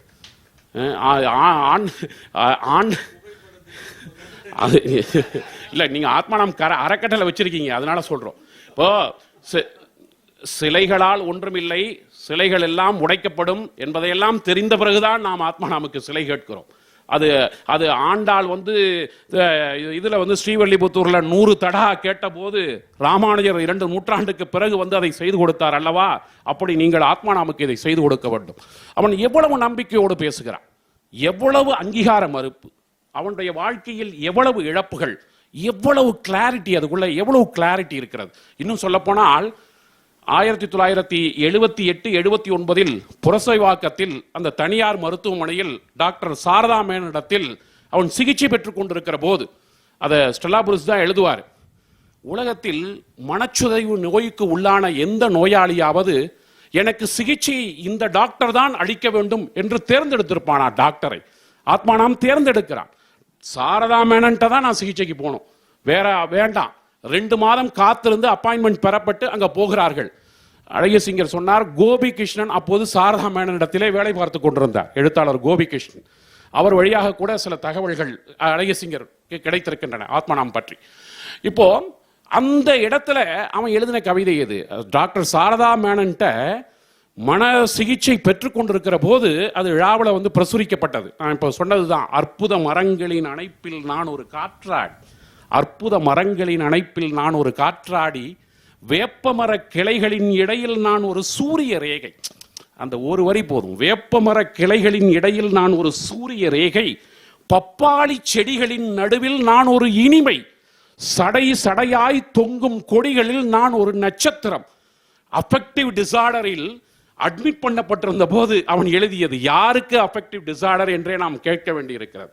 அது ஒரு சமூகம், ஒரு மனச்சிதைவு ஒருவனுக்கு வருகிறது என்று சொன்னால் அந்த சமூகம் அதை உருவாக்குகிறது என்பது போல ஒரு பேர் ஆர்டி லெயிங் என்று நினைக்கிறேன். ஆர்டி லெயிங்கை மேற்கோளிட்டு ரவீந்திரன் அதை எழுதி காட்டி, பிரக்ஞை ரவீந்திரன் அதை எழுதி காட்டியிருக்கிறார். அது அந்த அஃபெக்டிவ் டிசார்டர் என்பது ஒரு சமூகம் தருகிற பரிசு. அது அந்த சமூகத்தில் வாழ நேர்ந்ததற்காக அவன் அதை பெற்றுக்கொண்டான், நமக்காக அதை பெற்றுக்கொண்டிருக்கிறான். நீங்கள் இன்னொரு இடம் கூட ஸ்டெல்லா புருஸ் எழுதுவார், அவருடைய ரூம்ல தங்கி இருக்கிற போது ஆத்மானாம் பாத்ரூமுக்கு போகணும்னா ஒரு கைலி கட்டிக்கிட்டு போகலாம், ஒரு துண்டு கட்டிக்கிட்டு போகலாம், பேண்ட் ஷர்ட்டை இது பண்ணி வச்சுட்டு. ஆனால் அப்படி போக மாட்டார், பேண்ட் ஷர்ட்டோட தான் போவார். அவ்வளவு கூச்ச சுபாவி, ஒரு இடத்துல புழங்குவதற்கு அவ்வளவு மென்மையானவர், அவ்வளவு சங்கோஜமானவர் அவர். ஆனால் இந்த ஆத்மானாம் தான் ஜூலை 6 பெங்களூர்ல அந்த கிணற்றுல பேண்ட் ஷர்ட்டை கட்டி வச்சுட்டு வெறும் ஜட்டியோட கிணத்துக்குள்ள குதிச்சார். நீங்க இந்த ரெண்டையும் நல்லா பொருத்தி பாருங்க. நண்பருடைய வீட்டில் இருக்கிற போது கூட பேண்ட் ஷர்ட்டை கட்டாம பாத்ரூமுக்கு போயிட்டு வருகிற ஒரு ஆள் பேண்ட் ஷர்ட்டை கட்டி வச்சுட்டு குளிக்கிறான்னா அதுல கூட ஒரு அம்சம் இருக்கிறது. அங்க கிரிக்கெட் விளையாடிட்டு இருக்காங்க, பசங்க விளையாடிட்டு இருக்காங்க. ஒரு மணி நேரம் தன்னுடைய சாவுக்காக ஆத்மானாம் காத்திருக்கிறான். அந்த கிணற்றிலேயே அவன் மேடையிலேயே அமர்ந்திருக்கிறான். அதை கூட அங்க உள்ள யாருக்கிட்டையும் அவங்க அம்மா சொல்றாங்க, அவங்க அம்மா படிகளில் கொடுக்கக்கூடிய பேட்டியில சொல்றாங்க, உடனே குதிச்சில்லையா மது, 1 மணி நேரம் காத்திருந்து. எதுக்குன்னா நம்ம குதிச்சிட்டோம்னா அவங்க விளையாட்டு தடைபட்டு போயிடும், அந்த குழந்தைங்க போயிட்டோம், அதுக்கு பிறகு நம்ம யாருக்கும் டிஸ்டர்ப் இல்லாம கிணத்துக்குள்ள குதிச்சுக்கலாம் என்று சொல்லி கிணத்துக்குள்ளே அவன் குதிக்கிறான். 120 போஸ்ட் கார்டுகளை வைத்துக்கொண்டு A to Z அவனுடைய நண்பர்களுடைய முகவரிகளை எல்லாம் அதில் எழுதி வைத்துவிட்டு 3வது தற்கொலை முயற்சி. அந்த முயற்சி வெற்றி பெறுகிறது. 1983 தீபாவளிக்கு 1 வாரத்திற்கு முன்பு முதல் தற்கொலை முயற்சி நடக்கிறது. மறுநாள் டி நகர்ல ஸ்டெல்லா புருஸோடைய அக்கா வீடு இருக்குது, அந்த அக்கா வீட்டுக்கு வரார். அங்க தோசை வாத்து போடுறாங்க, தோசையை சாப்பிட்டு ரொம்ப அருமையா இருக்குதுங்கிறான். சாப்பிட்டுட்டு 2 பேரும் ஸ்டெல்லா புருஸும் அவரும் அங்க ஏதோ ஒரு பலாமரமோ என்னமோ இருக்குது அந்த வீட்டில், அந்த மரத்தை அடிக்கு வராங்க. அப்போ சொல்றான் ஆத்மானாம் ஸ்டெல்லா புருஸ் கிட்ட, நேத்தி ஒரு அட்டெம்ப்ட் பண்ணேன், நம்பவே முடியல அவரால், தோசையை அப்படி ருசிச்சு சாப்பிட்டியே, நல்லா இருக்குன்னு சொன்னியப்பா. அப்படியா? இதோட ஒரு பெரிய விசித்திரம் அவர் எழுதுறாரு ஸ்டெல்லா புருஸ், தற்கொலை செய்து கொள்கிறவர்களுடைய ஆன்மா அவதிப்படும், அது மேலும் மேலும் பிறவிகளை எடுக்கும் என்று நான் ஆத்மானாமுக்கு எவ்வளவோ சொன்னேன். இப்படிப்பட்ட ஸ்டெல்லா புருஷ் தான் 15 வருஷம் கழிச்சு அவர் தற்கொலை பண்ணிக்கிட்டார். அப்போ இந்த விசித்திரங்களை எல்லாம் எப்படி நாம் புரிந்து கொள்வது என்கிற ஒரு புள்ளிக்குள்ள வந்து இருக்கிறோம். எனக்கு நேரம் இருக்கா சார்? நேரம் எவ்வளோ நேரம்? இன்னும் 7 நிமிஷம். சரி.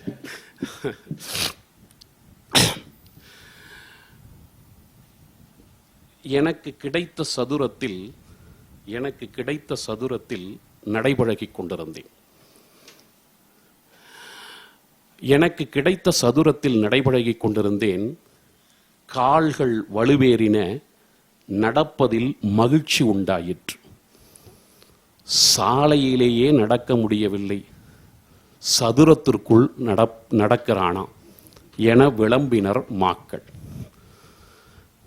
நான் என்ன சொல்ல இருக்கிறது, இது என்ன என நான் என்ன 100 நாட்கள் 100 பாம்புகளுடனா? எப்படி கேட்குறேன் பாருங்க. என்ன 100 நாள் 100 பாம்போட வாழ்ந்தேன்னு அற்புதம் பண்ணுறேன், வினோதம் பண்ணுறேன், நான் காட்சி காட்டிகிட்டு இருக்கிறேன். நான் என்ன 100 நாட்கள் 100 பாம்புகளுடனா?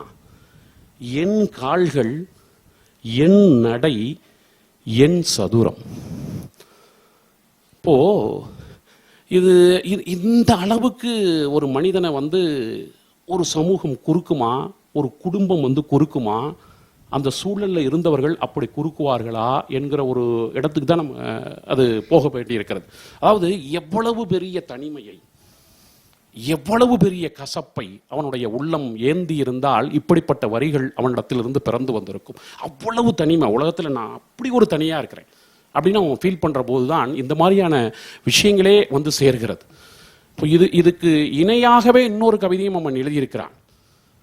இந்த கவிதையில் அப்படி தான் அது. அதாவது இசை, நாட்டியம், நாடகம், இலக்கியம் எல்லாம் உன் பொழுதுபோக்கு. எனக்கு என்னடா இருக்குது அதில்? யார் இப்போ நீங்கள் வந்து நீங்கள் பார்த்தீங்கன்னா ஒரு மார்க்சிஸ்ட் எழுதுவது போல, ஒரு நக்சல்பாரி எழுதுவது போல ஆத்மானாமிடத்திலே வரிகள் பீரிட்டு கொண்டே இருக்கின்றன. கேசவன் எழுதுறாரு, வியாசர்பாடி காலேஜுக்கு ஆத்மானாம் என்னை பார்க்கறதுக்கு வருவார். வந்து புரட்சி, சமூக மாற்றம், இதில் அவருக்கு இருக்கக்கூடிய சந்தேகங்களை பற்றி என்னிடத்தில் விவாதிப்பார். ஆனால் ஒரே ஒரு கண்டிஷன், அதே காலேஜில் என்னோட சக பேராசிரியராக இருக்கிற ராஜகோபாலன்ட்ட ஆத்மானாம் வரதை நான் சொல்லக்கூடாது என்கிற வேண்டுகோளை மட்டும் வைப்பார். அவர் கேசவன் அப்படி தான் எழுதுவார். அவர் ஒரு கராரான ஒரு மார்க்சிஸ்ட்.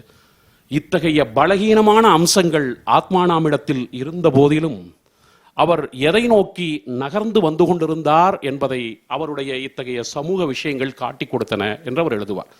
புரட்சிகர பாதிரின்னு கேமிலியோ டாரஸை வந்து அவருடைய எழுத்துக்களை தமிழில் வந்து மொழிபெயர்த்து அவன் கொண்டு வருகிறான். அதே போல் ஆத்மானாமினுடைய மொழிபெயர்ப்புகளை பற்றி கூட நாம் பேசுவதற்கு எவ்வளவோ இருக்கிறது. இப்போல்லாம் சொல்கிறாங்க, இப்போது என்ன அந்த மங்கோலிய குடியரசு பற்றி அந்த நாவல் சீமோகன் மொழிபெயர்த்தது பரவலாக பேசப்படுது. பெருந்தேவி கூட ஃபேஸ்புக்கில் கட்டுரை எழுதியிருக்கலாம், எனக்கு தெரியல. ஆனால் ஆத்மானாம் அப்படிப்பட்டவர் அல்ல. அவருக்கு அதற்கு பின் என்ன நடக்கிறது என்பது பற்றிய விஷயங்களிலும் கவனம் குவிக்கக்கூடியவர். ஜார்ஜ் ஆர்வலுடைய 1984 வருகிற போது, முதலை பண்ணை வருகிற போது, இந்த நாவலை இப்போது தமிழில் ஏன் மொழிபெயர்க்கிறார்கள் என்று பிரம்மராஜனுக்கு அவர் கட்டுரை எழுதுகிறார். சா கந்தசாமியும் காணாசும் இந்த நாவலை பற்றி ரொம்ப பிரமாதமாக பேசுகிறார்களே, இப்போது இது இங்கே மொழிபெயர்த்து கொண்டு வரப்படுவதற்கான தேவை என்ன இருக்கிறது என்கிற ஒரு கேள்வி வருகிறது.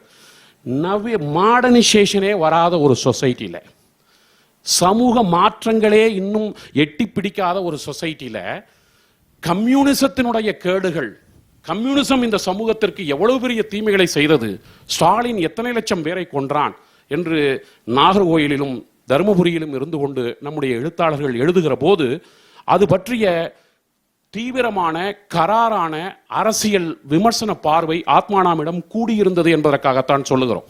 அன்றைக்கு பெரிய ஒரு டிஜிபியாக இருந்தவரை பேர் சொல்லக்கூடாது, தருமபுரியில் நடந்த கலவரத்தில் பல பேர் சுட்டுக் கொல்லப்பட்டார்கள் அன்றைக்கு.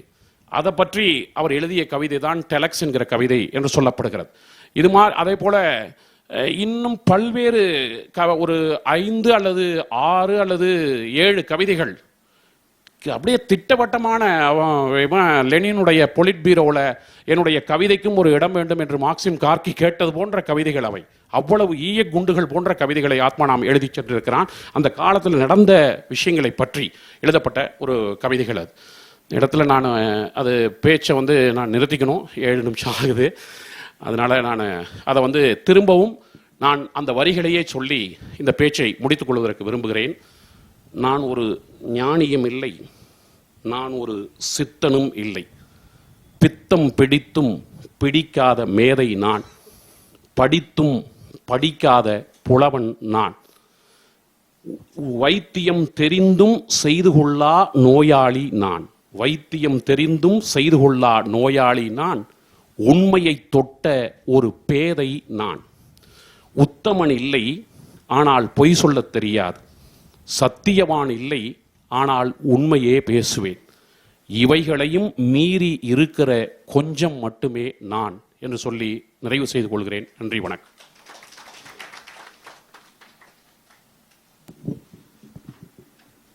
நன்றி திரு கல்யாணராமன் அவர்களே. மௌனிக்கு 2ஆம் பிறப்பு தந்தவர் காணாசு அப்படின்ட்டு சுந்தரராமசாமி சொல்லியிருக்கிறார். இங்கே ஆத்மானாமுக்கு 2ஆம் பிறப்பு தந்தவர் என்று பிரம்மராஜன் அவர்களை குறிப்பிட்டுவோம். 3ஆம் பிறப்பு தந்திருக்கிறவர் வந்து நம்முடைய கல்யாணராமன். என்றால் பிரம்மராஜன் வந்து இல்லை என்றால் நமக்கெல்லாம் வந்து அந்த கவிதை புத்தகமெல்லாம் கிடைத்தே இருக்காது. இப்பொழுது அதை பற்றி கருத்து செலுத்தி அதை பற்றி ஒரு பெரிய ஆய்வு நூலை தந்து தொண்டராடிப்பொடி ஆழ்வார் என்ற மாதிரி வந்து அவர் வந்து ஆத்மநாமுக்கு சாகிற வரைக்கும் சொன்னார். அவருடைய பேச்சில் கவனிச்சிங்கன்னா நான் சாகிற வரைக்கும் அவருடைய கவிதைகளை பற்றி சொல்லிக் கொண்டு செல்வேன்.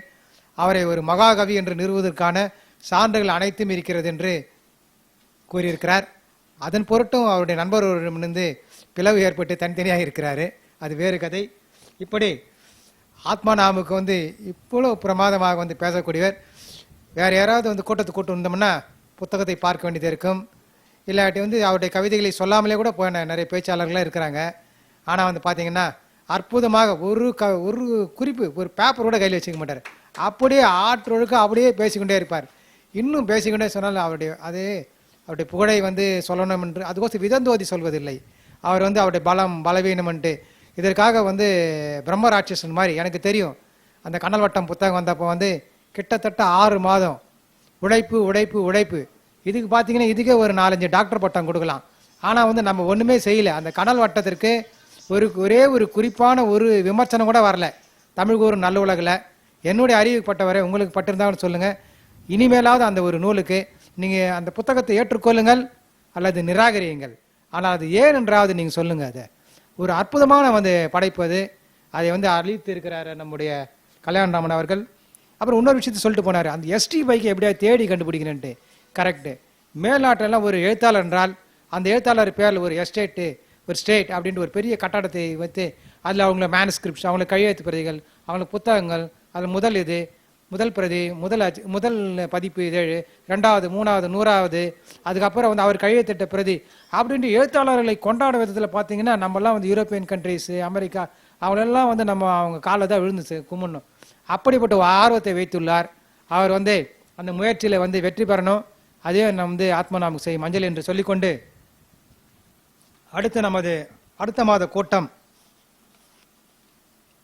பட்டுக்கோட்டை கல்யாண சுந்தரம் அவர்களை குறித்து ஜீவபாரதி அவர்கள் பேச உள்ளார். மதிப்புக்குரிய திரு ரூஸ்வெல்ட் அவர்கள் தலைமை வகிக்கிறார். விருதாளர் வந்து 2ஆம் நக்கீரன் அவர்கள் என்று சொல்லிக்கொண்டு, உபனிஷத்திலே ஒரு வாக்கியம் இருக்கிறது, பார்க்கிறவன் இல்லை எனில் பார்க்கப்படும் வானம் இல்லை என்பார்கள். அதுபோல எந்த ஒரு கூட்டத்திற்கும் சரி அதற்கு வந்திருக்கிற பார்வை loved by one and all in India and abroad. Even before the phrase corporate social responsibility gained significance, it was textured into the group's value systems. And today, this phrase has been redefined by Mr. Murali as citizen social responsibility.